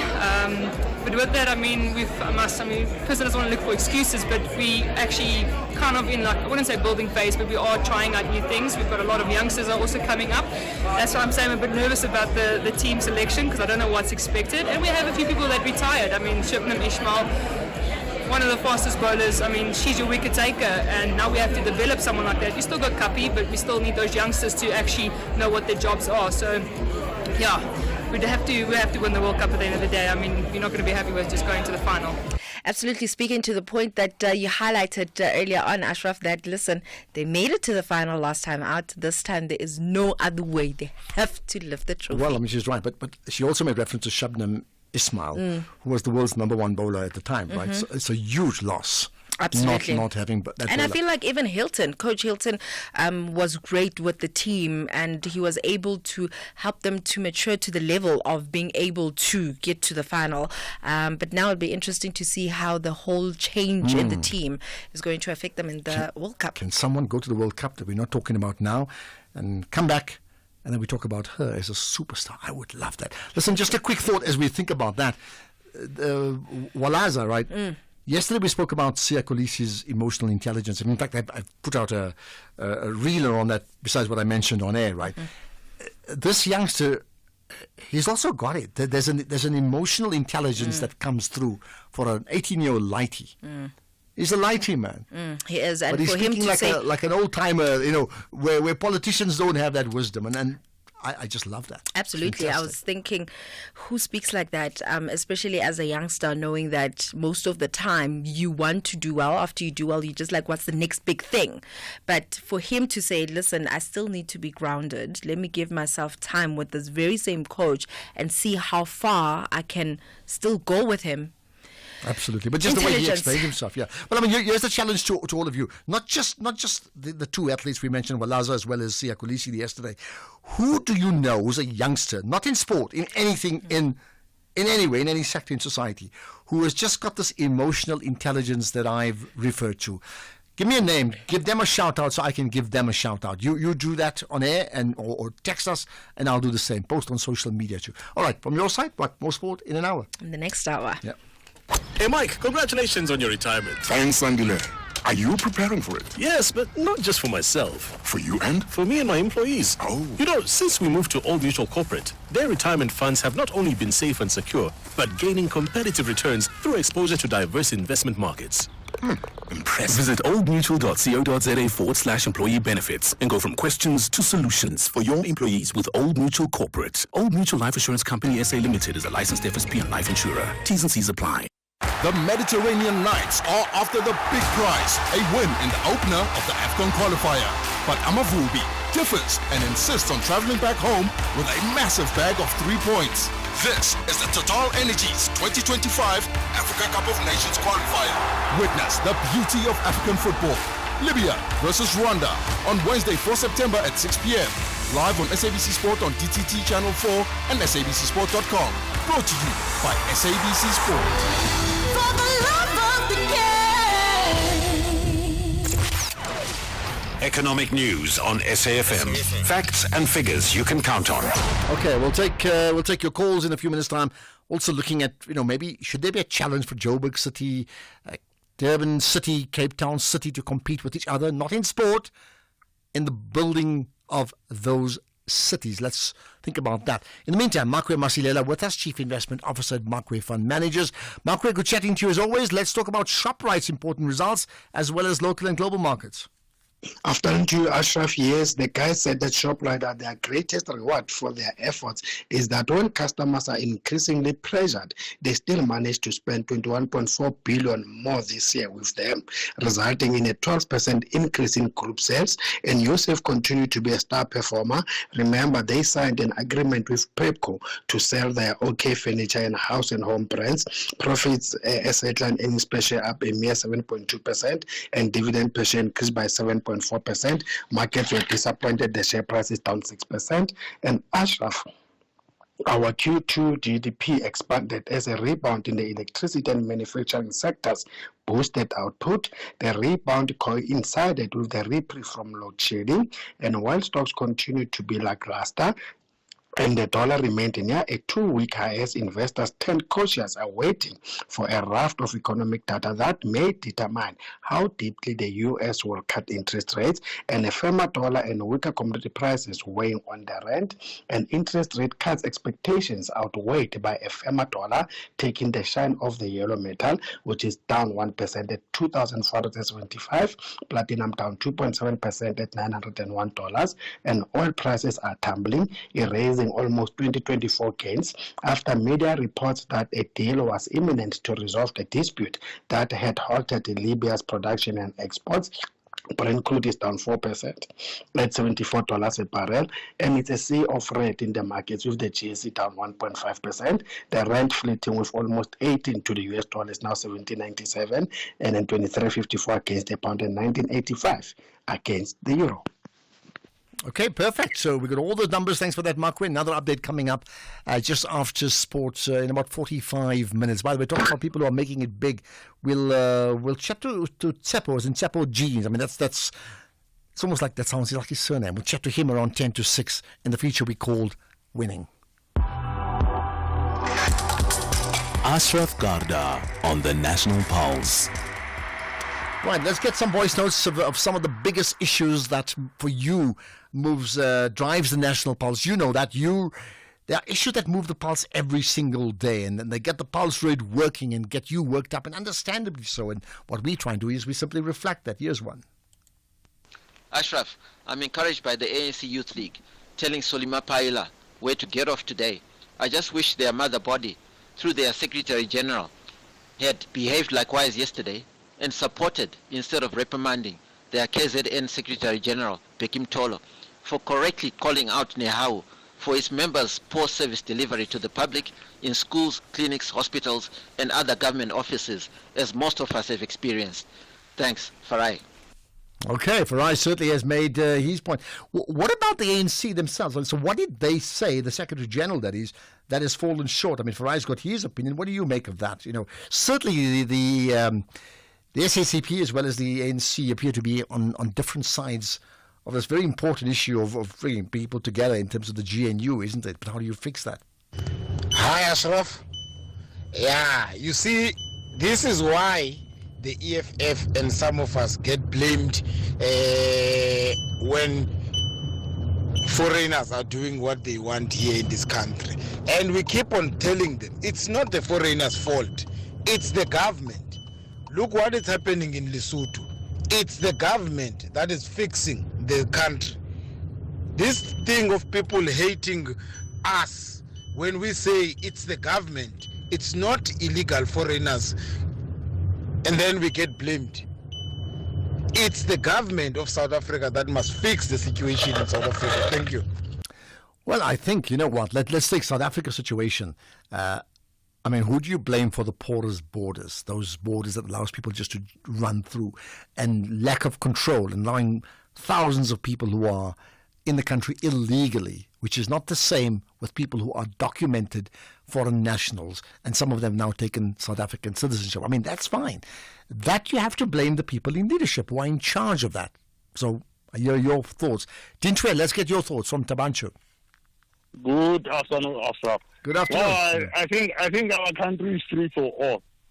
You know, it's not only the businesses that are running in towns and townships, also at the farms and around the township. People from Lesotho, they come with their livestock and they are grazing their livestock free of charge in South Africa. And we as South Africans, we've got no more grazing land. But our government, we talk to them and we show them, but they don't respond. I'm sure this will be a lesson that Lesotho is doing, that business for locals only, certain business for locals only.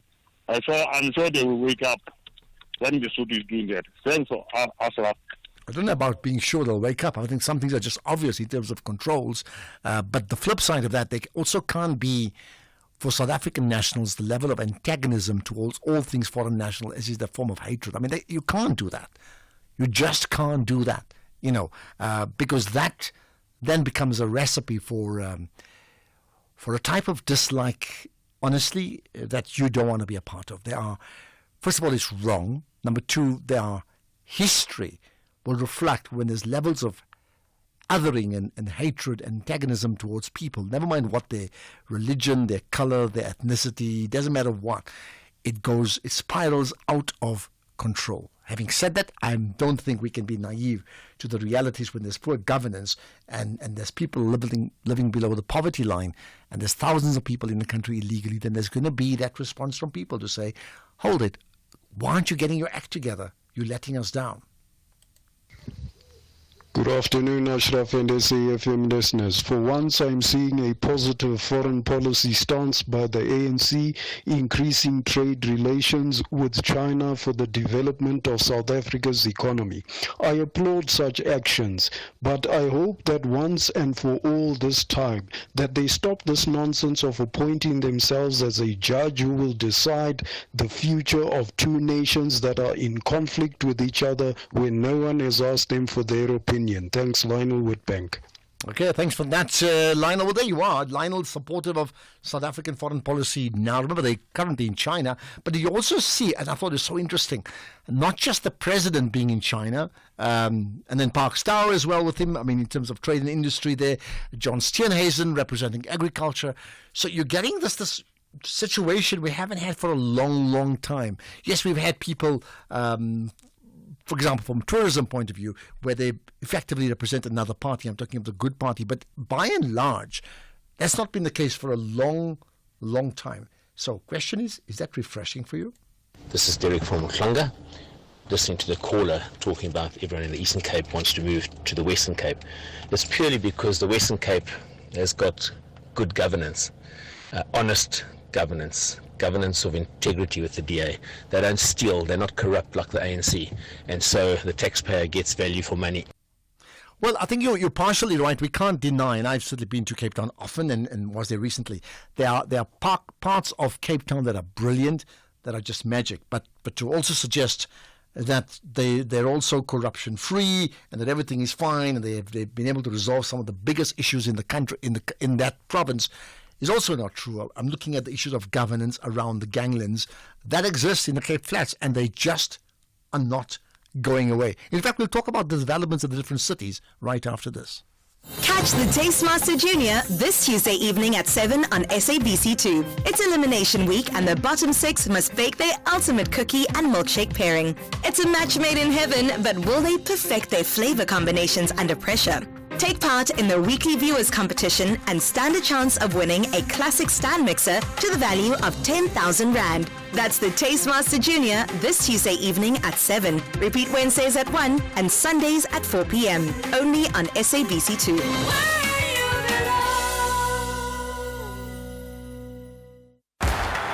The Warriors want to start their AFCON qualifier with maximum points. However, Harambee Stars want something delightful for the Kenyans. This is the Total Energies 2025 Africa Cup of Nations qualifier. Witness the beauty of African football. Kenya versus Zimbabwe on Wednesday, 4 September at 3 p.m. Live at your fingertips on SABC Plus and SABCSport.com. Brought to you by SABC Sport.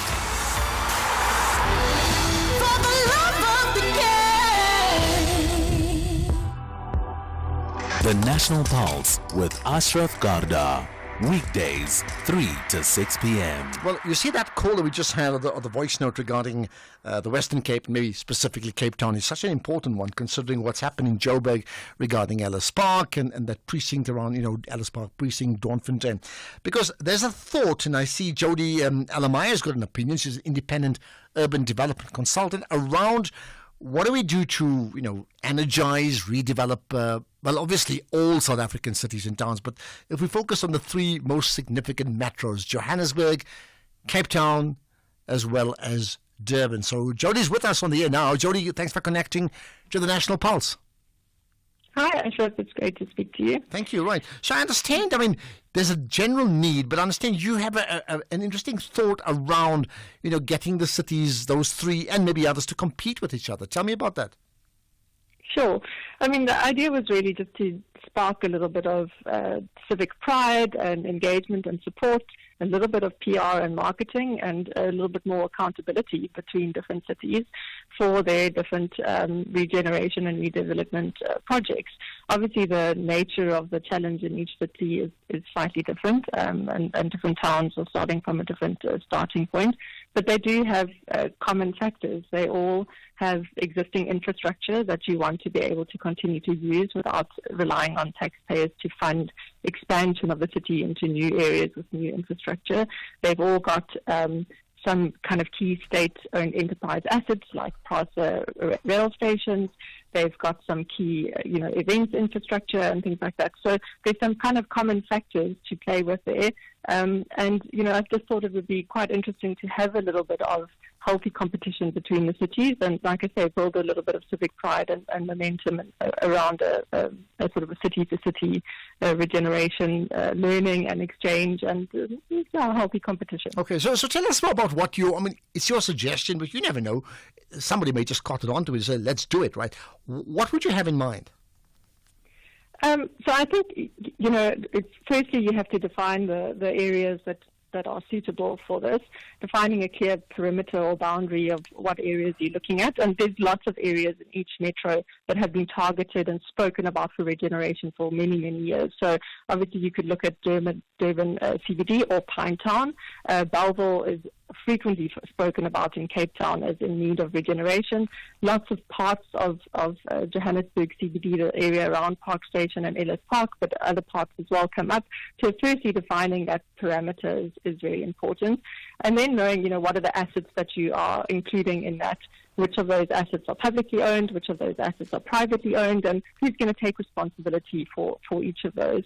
And then really the key thing is getting started, not more planning, not more talking and all of that, getting started, getting your urban management in place, which is your cleansing and waste management and basic services, getting some basic enhancements up and running. Some of the bigger capital programs and the state investments take longer, but there's basic enhancements that can be done relatively quickly using either public funds or private funds or voluntary funds from community groups.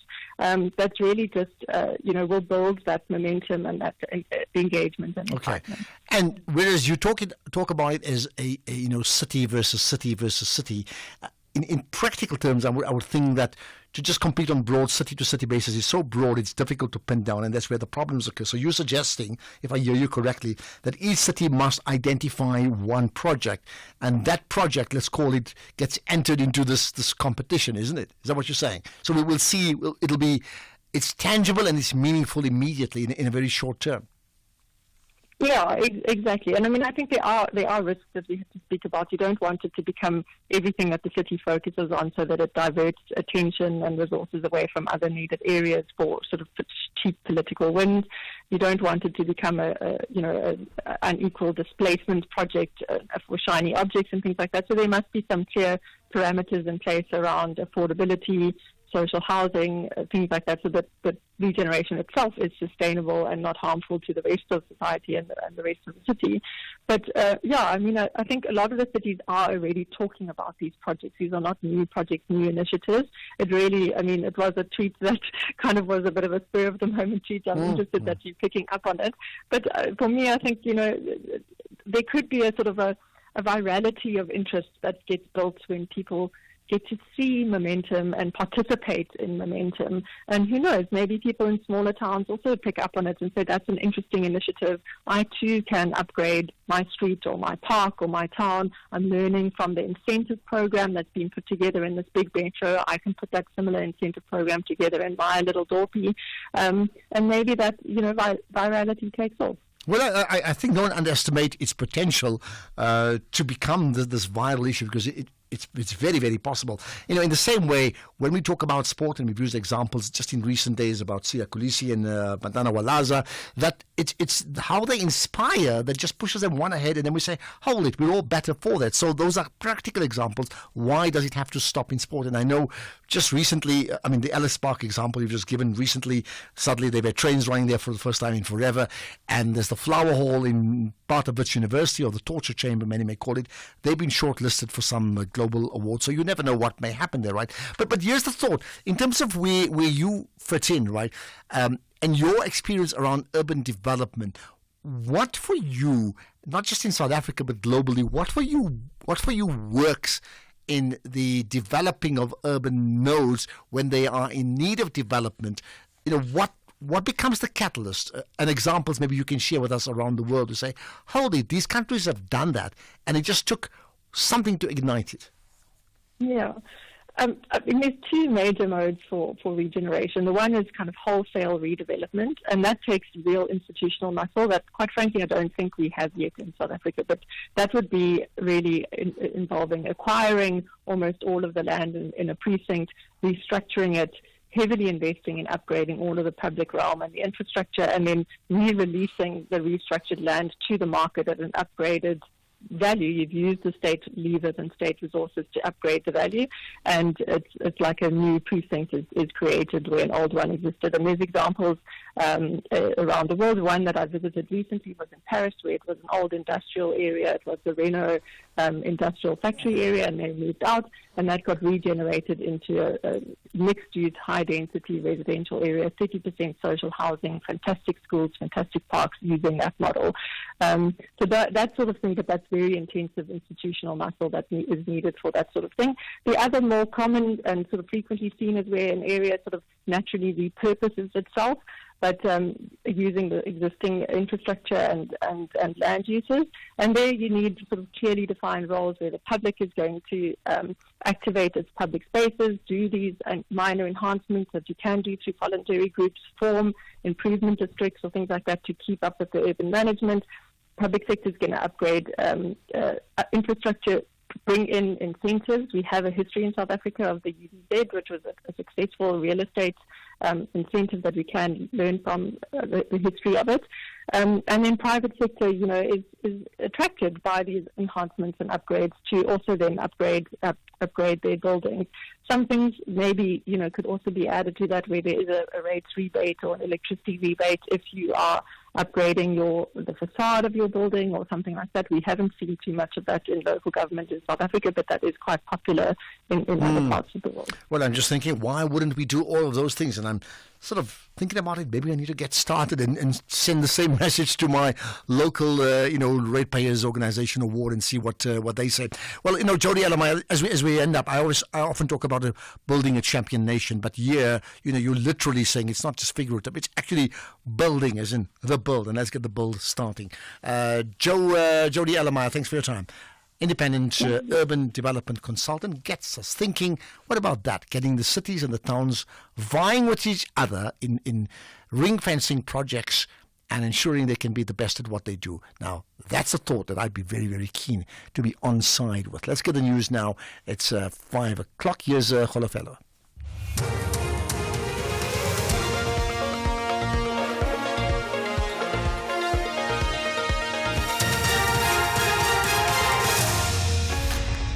Thank you, Ashraf. Top stories this hour: decrease in fuel prices provides significant relief, and RSF accused of blocking aid convoys intended for displaced people. Good afternoon.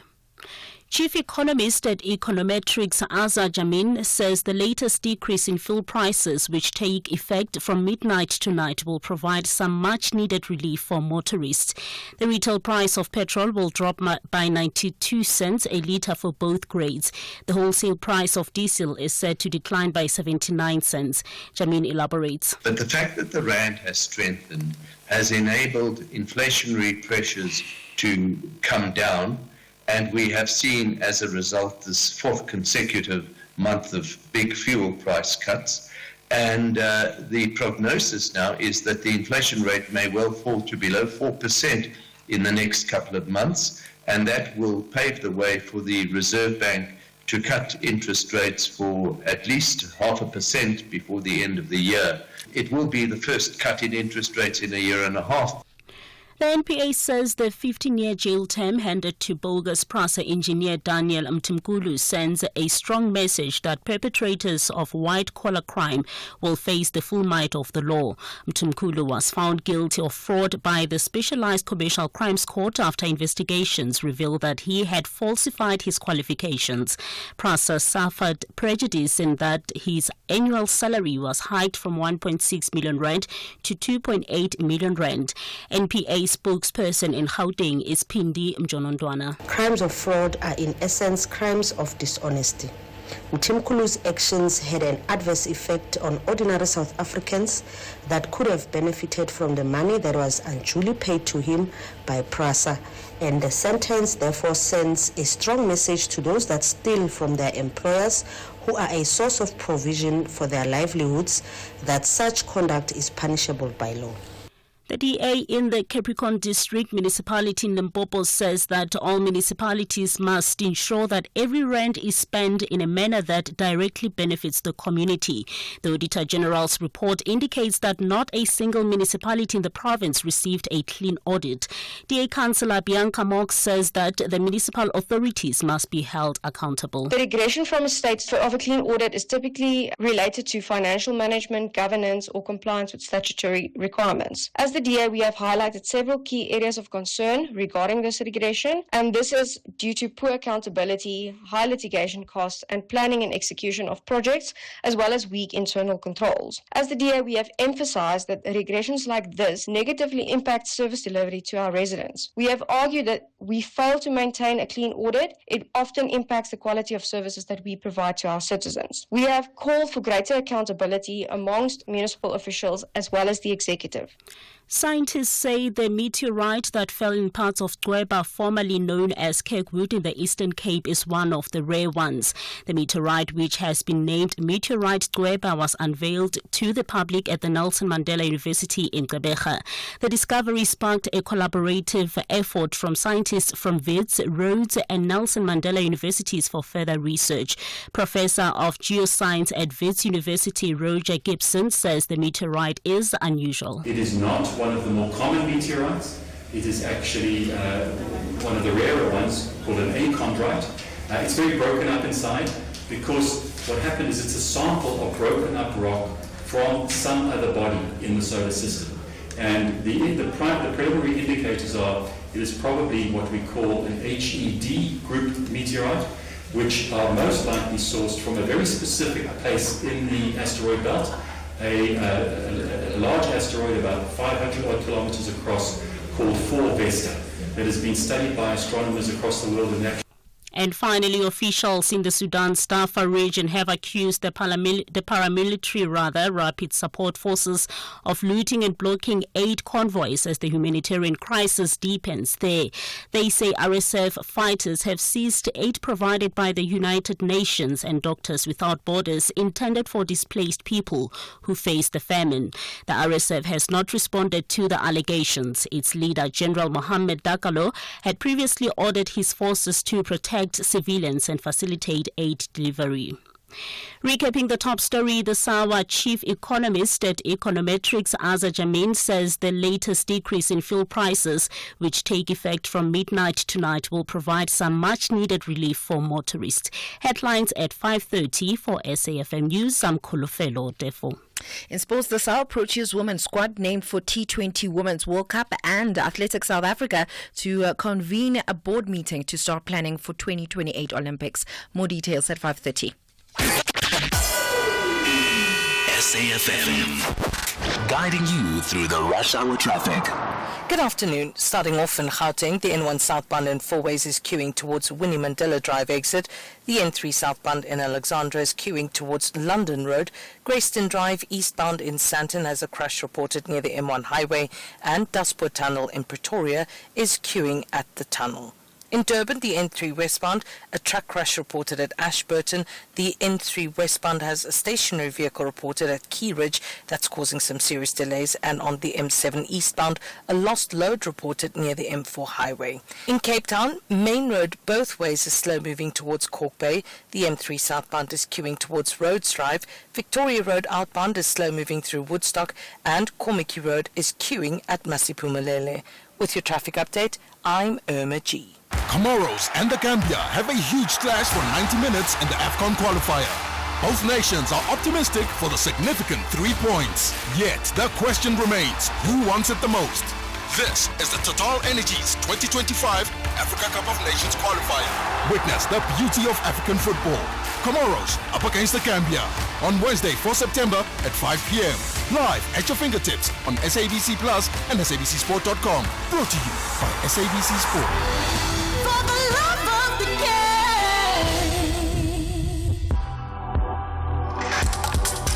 game. The National Pulse with Ashraf Garda on SAFM. You're listening to the National Pulse. Weekdays, 3 to 6 p.m. So I'm looking at this because I understand that the petrol price will drop imminently tonight, right? So here's a question, Ashraf, simple question. When last did we hear taxi fares or supermarket items decrease in price? I promise you, I thought about it this morning because I know the petrol prices are going down. And the reality is they don't ever go down.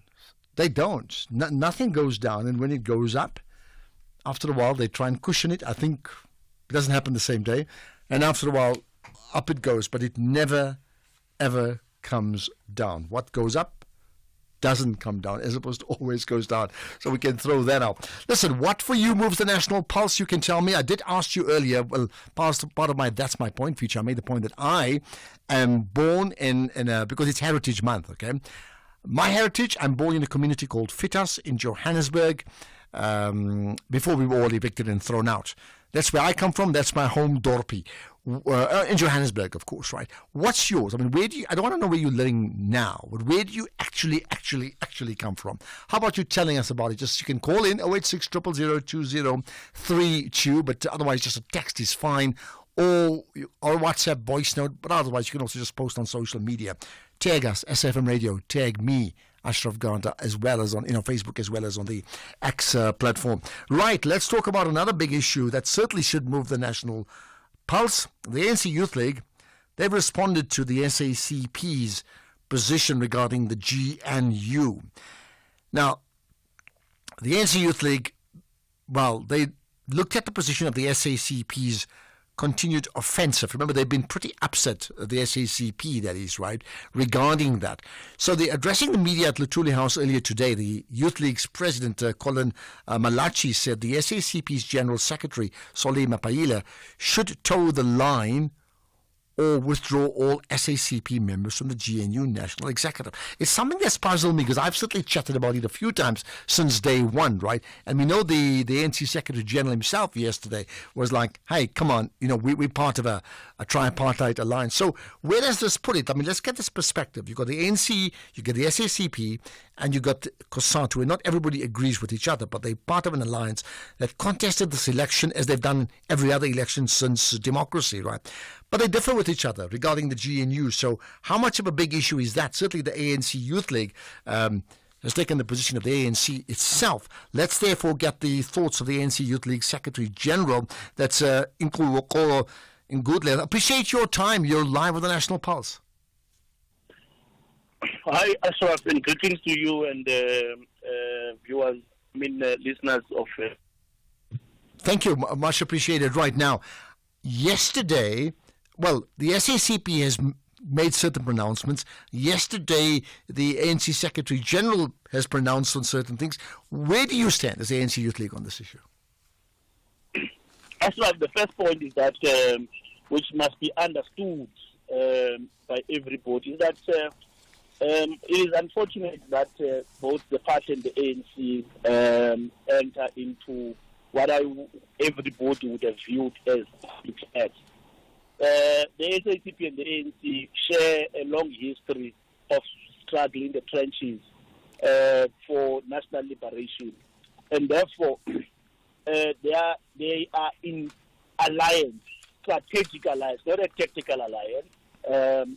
So the matters of difference, whether tactically or strategically, are matters that ought to be discussed at meetings between the two organizations, which are running an alliance in South Africa. Now, to have the two leaders having exchanges publicly, particularly the GS of the party going out and saying the ANC has sold out in the GNU, is a very unfortunate, situation, because the Secretary General of the ANC who has to defend the position of the ANC in any platform. However, we think that the platforms within which they are addressing each other is not a conducive platform, particularly that the progressive forces in South Africa would have suffered some strategic, setback as a result of the electoral support that we had received in this 2024 national general election, signaling that the progressive forces are under siege from the right-wing forces in this country. And so, as such, we need to have a platform, not a public platform, but a platform to engage about, the character of the revolution, where we are and what should be done, not in public.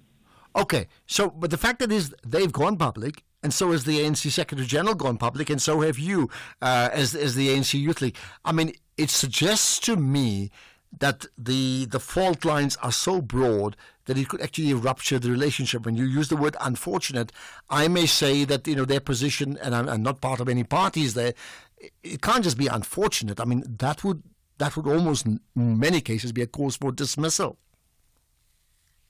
Ashraf, you must understand the SACP and the ANC. It's not for the first time that they differ with this or that. These are two different and independent organizations representing different formations and constituencies.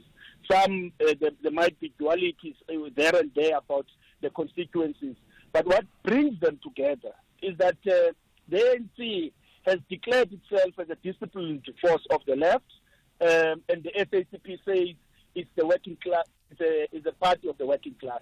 This is what brings these two organizations together. But it doesn't mean they will think and speak in the same tune or script about what should be done. If there are matters that are not exhausted at the level of the alliance, we are calling for both the GS and the Secretary General of the ANC to go back into the alliance to discuss those matters, particularly the GS of the party, not to attack the ANC as having sold out in the GNU. All right. There is no party in the GNU that has not been called for starters. which is a very principled matter, that all organizations were called and into the GNU because the ANC-led alliance would have received 40% in these national and provincial general elections. So to say, calling all parties into a discussion room about ensuring that the National Democratic Revolution in South Africa does not support is a selling out position, I think that's very unfortunate. Okay. And we are saying that particular matter must be exhausted at the alliance meeting. All right, so I'm just wondering where will it end? Because, I mean, here's the point. So Solly Mapaila talks about the GNU as a sellout, and he's part of the GNU, this alliance, right, from the SACP point of view. Then the response from the ANC Youth League, and Colin Malachi coming back and saying they can go jump. Now, I mean, I'm just trying to think now, what would be the win-win resolution about this? Significant members of an alliance are at loggerheads in public spaces, and I know you said they must go and talk behind closed doors, but I'm saying maybe it's beyond that stage. Nothing is beyond that particular stage. If there's anything beyond that particular stage, all leaders of the ANC and the entire alliance should be knowing that. Nothing is beyond the alliance at this particular point. What ought to be discussed, and nothing is wrong for the party to hold a different view about this particular moment, which we are at in terms of the moment of the revolution. Nothing wrong about the party, but where it raises it and how it raises it is a question that we are saying must be exhausted at the meetings of the alliance, not in public, because if you are going out and saying the ANC has sold out, then you must expect that the ANC is going to defend itself from that particular position. And that is what the president of the ANC was saying in the meeting, that the party has a responsibility in this particular alliance, not only to insult into the ANC, but to take responsibility because they're part of the alliance. And they know that this is an ANC-led alliance with the party and COSATU and ZANCO in it. So all matters cannot be exhausted through media houses, where people are called into media houses and calling each other sell out without any substantive, argument. Okay, so I'm going to suggest, I mean, we all agree, we must agree that the ANC is a senior party in the alliance anyway. That's the party that contests the election, and the SACP doesn't do so on its own. And if the SACP is calling the ANC as a senior party's position a sellout, and I've already made my initial comments, then are you supportive of the view by some suggesting, maybe even from within the Youth League, that in fact those representatives of the SACP that are part of the alliance who now stand as ministers, if not cabinet ministers, they should be recalled, if that's the right word? Ashraf, that particular point is a point that tries to say the party must take responsibility of this GNU, because it is the party in its own meetings that said the ANC-led alliance must secure power, right? And that's what the ANC-led alliance did. It secured power, and that power would have been that we are now at where we are. What the party should be arguing, and we think is what the party should be arguing, and that's what we're saying is the Youth League. What is the class character of this GNU? Does any decisions taken in government represent a sellout position? None of the decisions that have been done are representing a selling out position as far as we're concerned of now.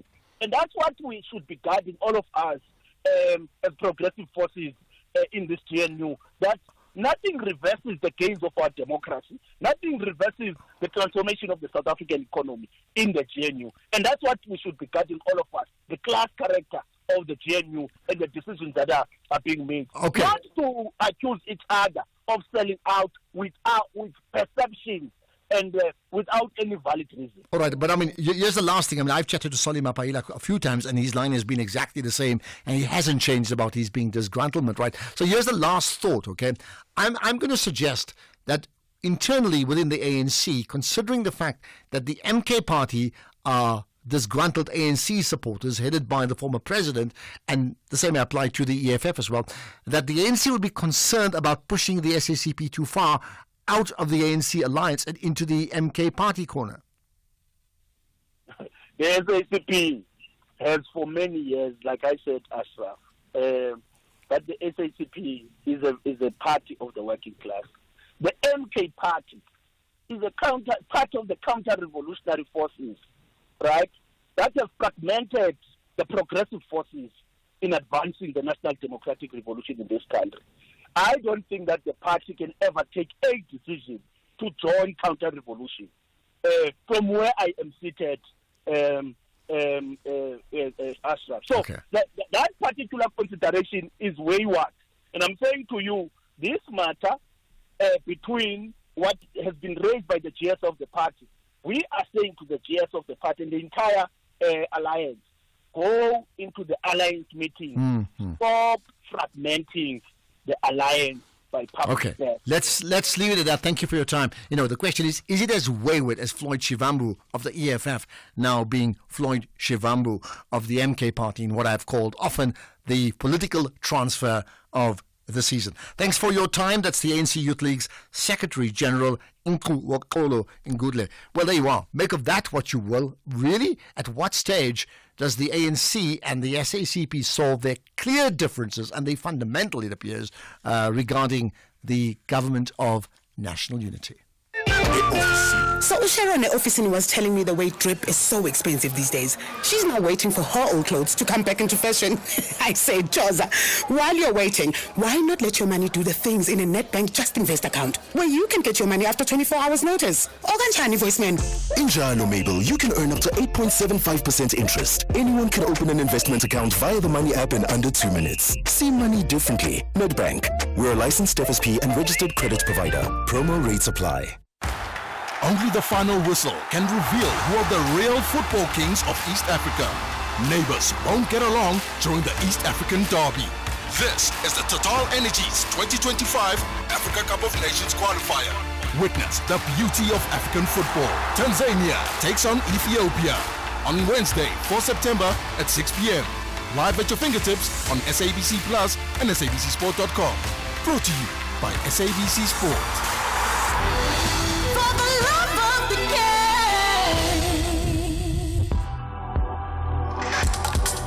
Ashraf Garda on the National Pulse.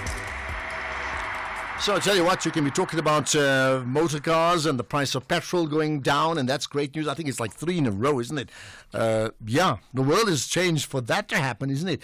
But there are other issues that we need to be concerned about. So South Africa, and you need to hear this, South Africa is set to receive new driving license cards, complete with enhanced security features. So that's good news, is it? The process of procuring a service provider has raised many questions. So one is, why would they need to do so? Then, procuring the service provider. The Department of Transport announced that the French technology company IDEMA, or IDEMIA, well, they've been appointed as the preferred bidder to produce the new cards. Now, the Automobile Association, the AA, has questioned the process of this French company's appointment. So why would they do that? I would think post the issues of state capture and corruption, things would be all fine now, isn't it? Maybe not. Here's the AA's spokesperson, Leighton Beard. Leighton, you're connected to the National Pulse. Hi. Hi, Ashraf. Good to be with you. Thank you. Right. What's the position regarding the AA on two issues? The reason for issuing new enhanced security featured driving license cards, and the second one, of course, the process of procurement. Let's take the first one first. Yeah. Look, I mean, the government about 4 or 5 years ago announced that it wanted to introduce new driving license cards, smart driving license cards, as a way to consolidate all forms of identification into one. And they wanted new security features on the card to make it a lot more difficult to clone them and to forge them. And to provide a better type of security card to motoring, to the motoring public and to citizens. So the rationale behind why they wanted to do it was sound.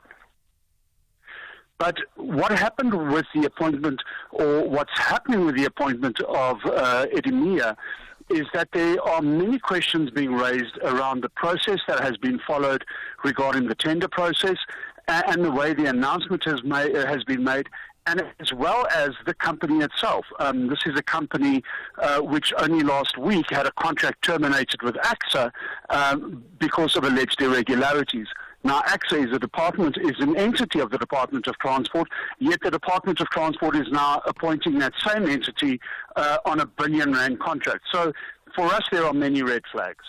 Okay, so to confirm, the AXA deal is off because of irregularities, and the deal regarding the car, is it allegedly off or is it off? The first one, the AXA one. Well, it's alleged irregularities. Let me put it that. The contract has been terminated because of alleged irregularities. Okay, got it. And this issue regarding the licenses, right? Is it on? Is it done, completed, or not? So what the department announced on Sunday, which in itself is quite strange, but they announced it on a Sunday, was that Edemia would be the preferred bidder for the supply of these cards. What that means is that they have effectively won the tender, and they are now going to enter into a service level agreement with the department. And that's going to spell out timeframes and various other protocols that would need to be followed in the delivery of this contract. Our concern is how was that decided? On what basis was Edemia determined to be the best supplier? Was it purely based on price? We don't know. What were the reasons why the other four bidders couldn't or didn't win the contract, the bid process? There were issues around the issuing of the tender. It was issued, then withdrawn, then cancelled. There was a 10-day period in which companies could actually submit their tenders. That was then extended. So there were a number of issues around that process itself.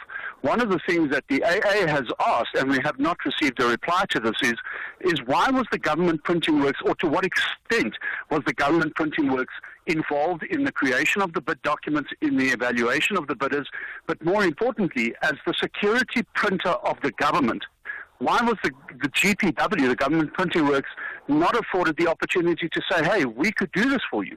So for us, there's a number of questions around this entire process. Okay, and have those questions been answered? I mean, you're asking it on air, and I hear that, and great, but do I take it that you've put the same questions to the department and they've responded or not? They have not, Ashraf, and we've asked a number of questions at different times, and we're not the only people who have asked questions. There are other organizations who have asked similar questions, perhaps going into more detail on the bidding process. So questions are there, but there is still no clarity, and it's unfortunate, but the department seems very vague in providing detail and answers to the questions that have been asked. We were told in terms of, for instance, through a press statement or through the department spokesperson regarding this issue of Edemia being the contract with AXA being terminated, and they said, well, it's a question of innocent until proven guilty. Our response to that is, well, what if they are found guilty of irregularities by the courts who are investigating this? Can you announce a bidder who is already under a cloud? And we've raised the issue of, from the outset, this whole process is clouded in controversy, and people will justifiably be skeptical about the appointment of this company. Okay, what do you want to have next happen? Well, I think, first of all, we'd like to have the department answer questions truthfully and openly and transparently, and take the country into its confidence and say, this is how we determined that Edemia was going to be the preferred bidder. This is why we didn't choose the other four. This is exactly how much this is going to cost. These are the timeframes that it's going to take to roll this thing out, and this is why we didn't involve entities such as the Government Printing Works. So if we could have answers to that, I think it would clarify a lot of the issues that some people have around this issue. In regard to the issue around why the contract with AXA was terminated, we would like some clarity as to what justified then entering or announcing Edemia as the preferred bidder in the context of that contract with AXA being terminated. That was a smaller contract of around 120 million rand, but it's still a massive contract. And we're looking at a contract here in terms of the printing of driving licenses of close to R1 billion, 900 million rand. So I think when it comes to public money, the public has a right to understand and to know exactly how that money is going to be spent. And we need answers to those questions. I think as a first step, we'd like answers to that. In the absence of that, what we have said we're going to do is obviously approach the Parliamentary Portfolio Committee on Transport to get answers and involve people like the Standing Committee on Public Accounts and the Auditor General. Okay, and To paraphrase the James Bond line, a license to drive. Let's see what happens next out of that one. Leighton Beard, the AA spokesperson, appreciate you connecting with us here on the National Pulse. What do you make of it? You're the audience, you're a driver, you've got a license. What do you make of all the conversations we've had about the new card and then who gets the business in producing and manufacturing those new cards? Let's get the news headlines. Here's Kholofelo. Thank you, Ashraf. In the headlines this hour, 2 people have been arrested for killing a man and his daughter in the Mangete area in KwaZulu-Natal. Chief economist at Econometrics, Asa Jamin, says the latest decrease in fuel prices, which take effect from midnight tonight, will provide some much-needed relief for motorists. And the former member of the cabinet, Dr. Nkosazana Dlamini Zuma, says she is pleased that the Gauteng legislature honoring ceremony started with honoring women, as they tend to be edited out of history. Details at 6. SAFM, guiding you through the rush hour traffic. Good afternoon. Starting off in Gauteng, the M1 southbound in Braamfontein is queuing towards Crown Interchange. The N1 southbound in Fourways is queuing towards Winnie Mandela Drive exit. And the N12 eastbound has a stationary vehicle reported at Jet Park Road. In Durban, the N3 westbound has a truck crash reported at Ashburton. The road's closed, causing heavy delays. The M7 eastbound has a lost load reported near the M4 highway. And the M4 southbound is queuing towards the N2 highway on-ramp. In Cape Town, the M3 southbound is queuing towards Rhodes Drive. The N2 outbound is slow moving towards the R300 highway. And the M5 southbound slow moving towards Racecourse Road. With your traffic update, I'm Irma G. This is SAFM Sports with Tuming Khapele. Righty. Right, you can go. Right, say this. On your marks, get set, go. I've heard that since I was a lighty. Oh, go ahead. Okay, we start things off with cricket this hour. The Proteas women have one uncapped player in the 15-player squad for next month's T20 Women's World Cup in the United Arab Emirates. Dolphins leg spinner Seshni Naidu earns her first national team call-up after impressive performances for the SA Under-19 women and the SA emerging sides over the past 2 years. Now, Proteas captain Laura Fulvard, who will lead the team in a World Cup for the first time, will be supported by experienced players like Marizan Kapp, Chloe Tryon and Sunay Luis. The Proteas women take on Pakistan in a 3-match T20 series before the World Cup takes place in the UAE from the 3rd to the 20th of October. And Tasman Britt says that less than lifting the title will definitely be disappointing. No, I think it will be disappointing. I mean, at the end of the day, you play the game to become the best in the world. You don't just play it just to reach a benchmark. I mean, if you just had to go to the final, I mean, there's no exciting things in that. You want to win. You want to be the world's best, and you want to be the team that's the team to beat. I mean, like the Australians. So I think it'll be very disappointing. But with that, I mean, person doesn't want to look for excuses, but we actually kind of in, like, I wouldn't say building phase, but we are trying out new things. We've got a lot of youngsters are also coming up. That's why I'm saying I'm a bit nervous about the team selection, because I don't know what's expected. And we have a few people that retired. I mean, Shipnam Ishmael, one of the fastest bowlers. I mean, she's your wicket taker, and now we have to develop someone like that. We still got Kapi, but we still need those youngsters to actually know what their jobs are. So, yeah. We have to win the World Cup at the end of the day. I mean, you're not going to be happy with just going to the final. Well, staying with cricket, Lords will host the World Test Championship final for the first time next year. India sit top of the current Test rankings ahead of second place Australia, while New Zealand are in third place and Bangladesh lie fourth. And in terms of South Africa, they are sixth, having won only 2 from 6 matches. The final will be between the 2 highest placed teams in the World Test Championship rankings and will start on the 11th of June at the home of cricket. Then in Athletics South Africa President James Moloi says that the National Federation will convene a board meeting on a Friday to begin preparations for the 2028 Olympic Games in USA. Athletics South Africa wants to improve their performance that recently saw the federation earn 2 medals at the Paris Olympics and 7 medals at the World Under-20 Athletics Championship in Peru. And during the upcoming board meeting, Moloi and his team will basically focus on strategies to integrate both youth and senior athletes into the preparations for the next Olympic cycle. We want a headache when we choose a team. So for that, we are going to meet. We are meeting as a board on Friday. So it's one of our part of the agenda to say let's plan ahead for Los Angeles for 2020. We are going to plan for 2028 going forward. But let's plan for 2028. This is a basic. Actually, it's a benchmark. This team is a benchmark taking us further. So for that, we must put and speak to the corporate company, speak to the government, speak to the corporate government to say help the situation. You can see our result. You can see these youngsters are doing very well. If you can pump money, and then we know that the managers and coaches, it will be easy for them. In terms of football, Bafana Bafana head coach Hugo Bruce believes that 6 points from the first 2 matches of Group K, which also includes a match against Congo, are non-negotiable. He says that it's important that the team has a good start on the journey to Morocco next year. If you have a good start, and a good start for me is 6 on 6. I don't think we can be happy if we shouldn't have 6 on 6. If we can achieve that, then you have the 2 key games in October against Congo, and in the best of all, you can already qualify at that moment. So that means let's try to win those 2 games. We have the quality for that. We have the confidence for that, but that doesn't mean that we have to underestimate our opponents from Friday and for next week, Tuesday. Well, then Uruguayan icon Luis Suarez says that he has no regrets as he calls time on his international career. Suarez helped Uruguay win the 2011 Copa America, where he was named player of the tournament and would eventually represent the South American country in 9 major tournaments.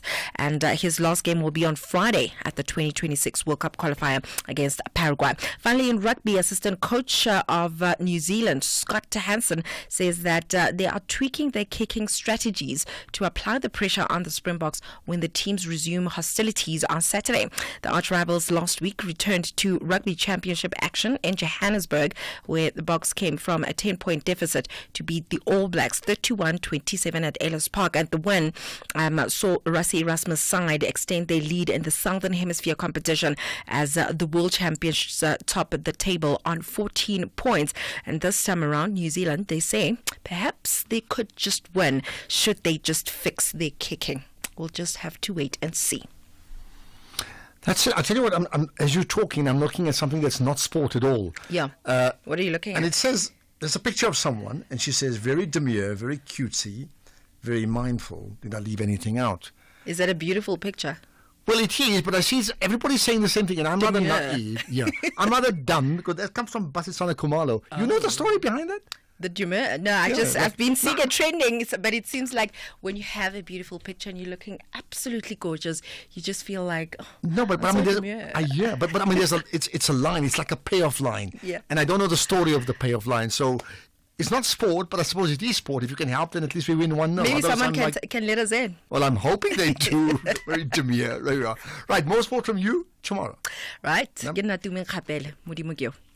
Welcome to the team, Andile. Thank you. What will be your first order of business? Well, ensuring our greatest assets are taken care of. Our vehicle fleet? No, our employees. You see, I want them to feel confident in our company's employee benefits, and Old Mutual Corporate is perfect for that. They take care of everything, from retirement benefits to health and group risk solutions, consulting, and more. Visit oldmutual.co.za/employee benefits and go from questions to solutions for your employees with Old Mutual Corporate. Old Mutual Life Assurance Company SA Limited is a licensed FSP and life insurer. T's and C's apply. Only the final whistle can reveal who are the real football kings of East Africa. Neighbors won't get along during the East African Derby. This is the Total Energies 2025 Africa Cup of Nations qualifier. Witness the beauty of African football. Tanzania takes on Ethiopia on Wednesday, 4 September at 6 p.m. Live at your fingertips on SABC Plus and SABCSport.com. Brought to you by SABC Sport.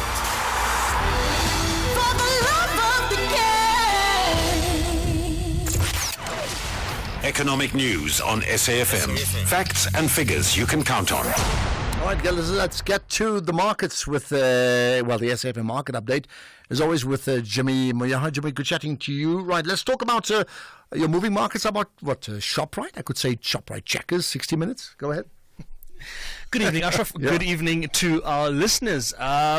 Yes, we've got a markets conversation with the ShopRite CEO. It seems like they had a very demure financial year. Lots to look forward to, lots to discuss. We've also got conversations with Aspen and Motus around their performances and their results as well. We've also got a conversation with Old Mutual. They are looking to just get in or share some more insights around financial planning and the importance of having those financial planning conversations. And we're just going to have that conversation with them to understand what we need to know as investors, as consumers that want to go down the financial planning journey or that might already be on that journey. And then we've got a conversation as part of our Property Tuesday this week around a new development that has broken ground in the KZN North Coast. It's a 10 billion rand development. So we're going to speak to the COO and founder at Alley Roads around that development and try and understand what it means for property in that space, but also for tourism and jobs and all sorts of other things that are affected by these sorts of developments. Before we get to that, let's have a look at how the markets have performed today. Not the greatest day today, not a very good day by any stretch. If we look at local markets and international markets, everything in the red, from Asian markets to European markets to even South African markets. Our local markets, the financial stocks were down about 1.2%, industrials 1.8%, resources 3.1%, the all share down 1.6%, with the top 40 down 1.62%. That is a very bad day for us on the local front. If we look at the currency movements, the rand at 17 rand 97 against the US dollar, at 23.53 against the British pound, and 19 rand 84 against the euro. 1 Australian dollar will cost you 12 rand and 7 cents. If we look at the performances of some of the commodities, the gold price back at $2,483 an ounce, losing about 1.2% today. Brent crude $73.97 a barrel. I've never been so happy to see Brent crude close to $70 a barrel. Platinum and palladium not having a good day either. Platinum $910 an ounce, palladium $934 an ounce. And if you look at the performance of the platinum counters in South Africa, they did not have a good day off the back of that weaker platinum pricing. If I have a look at some of the worst performers today, the likes of Aspen down about 13% off the back of those results. Northam giving back 7.5% today alone. They are back below 100 rand a share. Sibanye-Stillwater back below 16 rand a share, closing out at 15 rand 98, down 7% there. Copper 360 down 6.2%. Amplats, Implats both down 6% each. ShopRite, despite delivering a strong set of numbers, down 5.8%. Motus down 5.7%. Sasol, Anglo 5% in the red. Kumba 4% in the red. Let's try and find some positivity because we're in need of that. Adcorp was up about 6%. If we look at ArcelorMittal, they were up about 5%. The Purple Group was up about 8%. They were down yesterday, of course, a similar margin.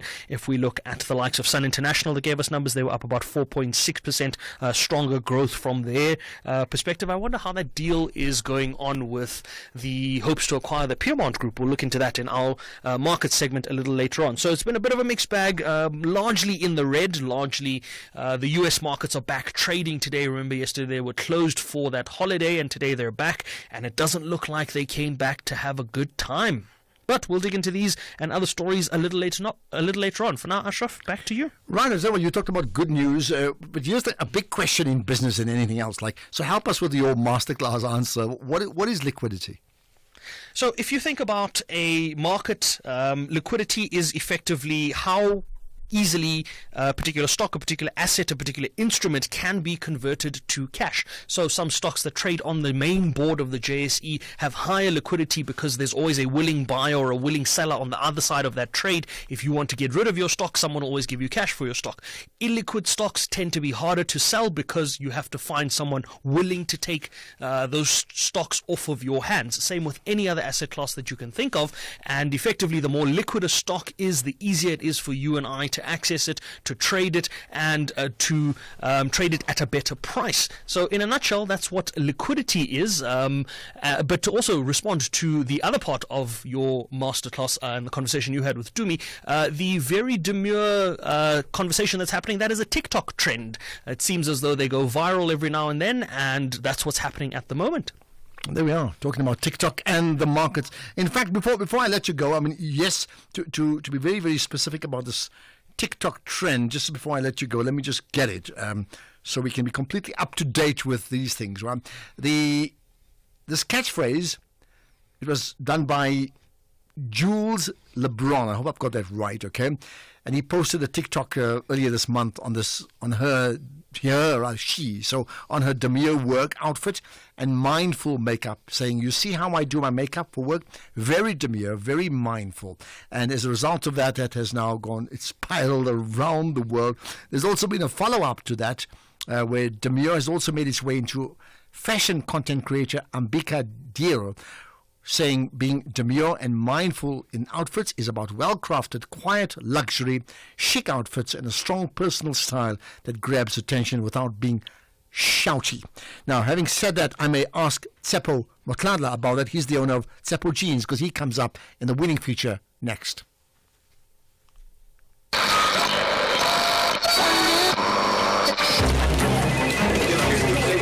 Amidst misinformation and disinformation, where can we find reliable news? Turn to radio, your trusted source for truthful updates. For over 3 decades, we've upheld integrity as a signatory to the BCCSA Broadcasting Code of Conduct. Count on us for news you can trust. Say no to fake news. Radio, keeping it real since day one. A message from the National Association of Broadcasters. Tune in, trust, and stay informed. You are listening to the National Pulse with Ashraf Garda. So, Tsepo Jeans, the brand, moving to Sandton City. We'll talk about that pretty shortly. Let's get your thoughts now. Churchill in the Eastern Cape. Hi. Good afternoon, Ashraf. Good afternoon. We need Churchill to solve our problems between the SACP and the ANC. Go ahead. Look, my brother, the likes of Solomon Paila, Blade Zimand and them, they become populist. We're sick and tired of this nonsense. This halabaloo they're always making, claiming that they are being abused. They are being abused by the leader of the alliance, which is the ANC. They must rather discuss their issues in the bedroom. They are in a marriage. And I pity the people they claim to be representing, because they've become toothless bulldogs, honestly speaking. They sound like a broken record now. They've always been shouting that they want to quit the alliance, whenever it's relevant for them. No, we've got more important issues to discuss in public rather than listening to all this rhetoric. Well, there you are. All right. I don't need to say anything. Churchill, thanks for that. You've made Churchill, not Winston, just Churchill. Churchill's made his point. Thanks for that. Cabello in Durban, hi. Hi, how are you? Yeah, I'm very good, man. Go ahead. What's your point? Look, the problem is that, Ashraf, the people, they don't understand Solomon Paile. I did not love Comrade. It is not my friend. But understand him correctly. The SACP, you must read the constitution of the SACP. The SACP is a vanguard of the working class. Who's the working class? Is the workers. Against what? Against the bourgeoisie. Who's the bourgeoisie? The bourgeoisie is the DA. Because the DA hates the working class or the proletarian struggle. Now, when the ANC goes and do alliance with the DA, which means they're betraying, by the way, Ashraf, the ANC have lost the struggle to be the Revolutionary Party, no longer a Revolutionary Party now. The Revolutionary Party is the MK Party, the one that they call the counter-revolutionary. By the way, the MK Party, they have a task to be the Revolutionary Party, not the ANC. The ANC have lost it. But isn't that the point? Isn't that the point? That means the SACP who are complaining, they're in alliance, that means they contested the election together. They must accept the fact. I'm not saying whether the ANC is right, who they partnered with, but they've lost the right to govern alone because they only convinced 4 out of 10 people who voted to vote for them. No, Ashraf, my brother, even if you are drunk, you can't go and do alliance with the DA. If you are drunk, even if you are drunk, you're coming from the bar in the morning. You cannot go and do alliance with the DA. There is a MK party, there's a PA, there's a EFF, there's anybody. Even Solomon Paile is right to be irritated by the MK party and the DA. An EFF. Okay. All right. I got that. Let's move on. Then you need to be drunk, says Cabello. Got that. Let's get the last call now. Temba, quickly from Rebecca. Hi. Hi, Ashraf. Let's start here. The previous caller is 100% correct. I align myself with him. However, what an alliance? Okay, go ahead. However, yeah, just before the Youth League has to understand that the state government is still the site of struggle. So this thing of asking the character of the GNU, there's no space for that in our theory of revolution. Because to us, the state is still the site of revolution. Okay. But Ashraf, note this. I understand why the ANC has decided to go into what is called GNU. The ANC lost the country. We lost the country, Ashraf. Crime, logistics, economy, anything and everything. The ANC has lost the country. It has lost the revolution. Okay. Hence, it decided now to go to the right, to rebuild itself if it can rebuild itself, because it's difficult to rebuild itself in the left, while the left is confronted with unemployment, poverty, crime, and just underdevelopment. Okay. Whatever. Yeah, hello? Hello? I think we just lost you there for a second. Okay, but I hear your point. I need to move on because we need to move to the next guest, if you don't mind. I think you've made your point very strongly. In fact, very, very articulately, and it certainly will get people thinking, which is the nub of the story, which is that the problem has started in terms of the GNU when the ANC could only convince 4 out of 10 people to vote for them. And why? We can just go back into service delivery issues. That's where they are. What about service delivery from Tsepo Motlala, the owner of Tsepo Jeans? We'll talk about him and the brand next. X at SFM Radio and at Ashraf Garda. So I noted with quite a bit of interest that a mall that I tend to shop far more than I should, Sandton City, would now have a new brand there to display their wares, and maybe I'll be tempted to buy jeans because we're talking about Tsepo Jeans. So let's find out more about how Tsepo Jeans as a brand is winning with a person who drives the brand, and that's Tsepo Motlala. Good chatting to you. You're connected to the National Pulse. Hey, Ashraf, how's it? Yeah, I'm very good indeed, man. I trust you are well. Yeah, tall, dark, and handsome, can't complain. Well, good. Give us the address of the store in Sandton City so I know where to find you. Literally, as entrance 22, just next to a well-known denim brand, I think it's G-Star, opposite Diesel, by Woolworths entrance, Okay. next to McDonald's. Now I Quite know. a nice look. The McDonald's part. Don't say entrance 22. I have no idea. But anyway, great. So tell me about that. I mean, the evolution of your brand in terms of where it started to global acceptance to now believing there's a need to have it in a store, in a mall, which is very much a luxury brands mall. Tell me about that. Initially when I first started the brand, I really wanted to tell stories, and I only started with 1 pair of jeans, expanded to 100 pairs of jeans. And I think, as the business and the brand grows, more and more people wanted to have access to it. And our ready-to-wear collection started growing. And part of our strategy was to build a global brand from South Africa. And what is the best location for us to also build that global brand in SA? And I think a nice home for us, a natural extension, a natural growth was Sandton City. It is probably one of the most accessible centers in the city. It is one of the most busiest. It's in the richest square mile in the continent. And I think it just really, really made sense. A lot of people have been asking us, when are you coming closer to us? When are you coming closer to us? So we just opened up actually about a week ago, last week Tuesday, and it's a pop-up. It's a 6-month pop-up. Our intention was to put We the People out there. We've got a line called We the People. We just extended it in all the 12 official languages, including sign language. So we wanted to showcase that and make it accessible to people. And that's why we went into Sandton City. Okay, so it's a pop-up. I mean, is it a pop-up with the idea to pilot to be permanent? Ideally to pilot to be permanent. So it's a 6-month pop-up. Hopefully we can extend that pop-up into a permanent lease. Okay, well, let's hope that's the case, because it means if you're winning, then South Africa's winning. Something I speak often about. Let's just go back for those that don't quite know. Just give us an insight into the genesis of Tsepo Jeans. What is Tsepo Jeans, and how did it grow into global acceptance? Certain things happen along the way that are quite significant. Yeah, so I founded the brand in 2015. And when I founded the brand, like I said earlier on, I really love storytelling. I grew up in a home where storytelling was used as a vehicle to share messages of hope. My grandmother was a pastor, and so I've always wanted to be in a storytelling place, but I was never a person who can stand up on stage and share stories. So I fell in love with fashion, and before I actually decided to start my brand, I looked at what kind of a legacy do I want to leave behind, and what kind of a story do I want to tell to the nation out there. And for me, I looked at the fabrics that have purpose and fabrics that can outlive me, and denim and leather were actually the two of my favorite platforms. When you look at a pair of jeans, whether you're black, you white, you're Indian, you colored, everybody in the world wears jeans. Everybody in the world understands the language of denim. And with my love for jeans, I went out there to specialize in it and become the best in the world.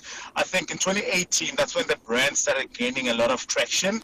It wasn't really actually accepted. I remember this one time on social media, everybody was just saying, who's going to wear Tepo? Tepo is such a common name. And it took a lot of strides and a lot of repetition and a lot of teaching, of why I chose to do denim, the craftsmanship that goes into our jeans, the designs, the fabrication selection. We choose the best fabrics in the world. We work with the best suppliers in the world. We do bespoke jeans in our atelier. So I think that's what the story of the brand is, is crafted jeans made in South Africa, designed by us, made in South Africa. Of course, we do have a leg now where we start making our ready-to-wear jeans in Mauritius, who is also part of the SADC region. Okay. And that's a lifeline of our brand, yeah. Well, just give us a rough idea of two things. One, what is the average price of the jeans? I know they're not the cheapest jeans in town, and you'll explain the value for money. But very importantly, even with all brands, you sometimes need one or two people to buy it or to receive it, and then to popularize it in the various social media and public funnels that they have to suddenly gain global and then again national acceptance. You had a story like that. Tell me about it. Yeah, I think so. The price of our jeans currently is sitting at an entry pair of jeans is 2,500. You can go up to 25,000 rand for just a pair of jeans, depending on the fabrication, the fit, the design, the styles, and the techniques that we use. And I think for us, we were lucky to have like guys like Espanol Vest who gave me a call earlier on into my career, and I was like, hey Taps, I'd like for you to design something for me. I designed something for him. He wore it when he opened up for Jay-Z and Beyonce at Global Citizen, which became a hit sensation. In 2019, we had the Duchess of Sussex, Meghan Markle, who came into our space, gave me a call, came into our space and got a pair of jeans for her, and that exposed us to a quite global audience. It actually made a lot of South Africans to be like, oh, actually Tepo is not that bad. Tepo is as good as your international brands. And I guess it needed a whole lot of influential individuals to wear it and to talk about it. We never asked these guys to talk about us, but they spoke about us. And I think it was an attest of the quality beyond the story. It's just the quality of the product, the care and the time and the styling that goes into making just one pair of jeans. So one of the things that we talk about on this feature is when it's called winning. Why do you think you're winning? Consistency, hey. Like next year, in 2025, we're turning 10 years old. I've been doing the same thing over and over again, and I've always wanted to be the best at what I do. So like in 2018, I got a chance to go to Amsterdam to actually study how to become the best jeans maker in the world. Wow. So I learned from the best, brought the best to our atelier, who trained our people, and I guess consistency and attention to detail and constantly learning has made us be a winning brand. And over time, our customers have become our evangelists. So all our customers, once they buy a pair of jeans or once they buy a T-shirt, they can't stop talking about it. On Saturday, I went to an event called Bread for Soul at Braamfontein, and I met this guy who was wearing on one of our new T-shirts. It was written Inavani, which means we the people in Shangaan, and I was wearing mine, which says Renabati in Sepedi, and it couldn't just complementing the quality, the fit, the finish, and the fact that like he was seen, it's like as Shangaan people, now we're on a luxury brand. It feels amazing. It feels good to be South African at this time. So I guess that's why we're winning. Well, I'll tell you what, as you're talking, I'm looking at my jeans, and just so that you know, I think typically in my case, I probably, unless I'm emceeing an event, I probably wear jeans 5 days a week, maybe 6, and the 7th day is when I'm wearing a track pants or something like that. So I'm a potential captive market that you need to be targeting anyway. But listen, let's just wrap up with this. I mean, yours is a classic example of what I've said so often, which is don't just say buy local, but yours is build local and sell global, and you've done just that. So long may you continue winning. Seppo? Thank you well so done. much. Thank Absolutely. you so much. I appreciate it. Love to speak to a winner. When you win, South Africa wins. There's no question about that. That's the show. Great connecting with you and engaging all throughout the show. Sorry I couldn't take all the phone calls. Sometimes that happens. It really does. We are so jam-packed with the National Pulse because ultimately we do reflect the National Pulse. We'll do it again tomorrow, 3 to 6. Connect with us on social media anytime, starting now. Right now, it's the news at 6 with Kolofelo Tsefo.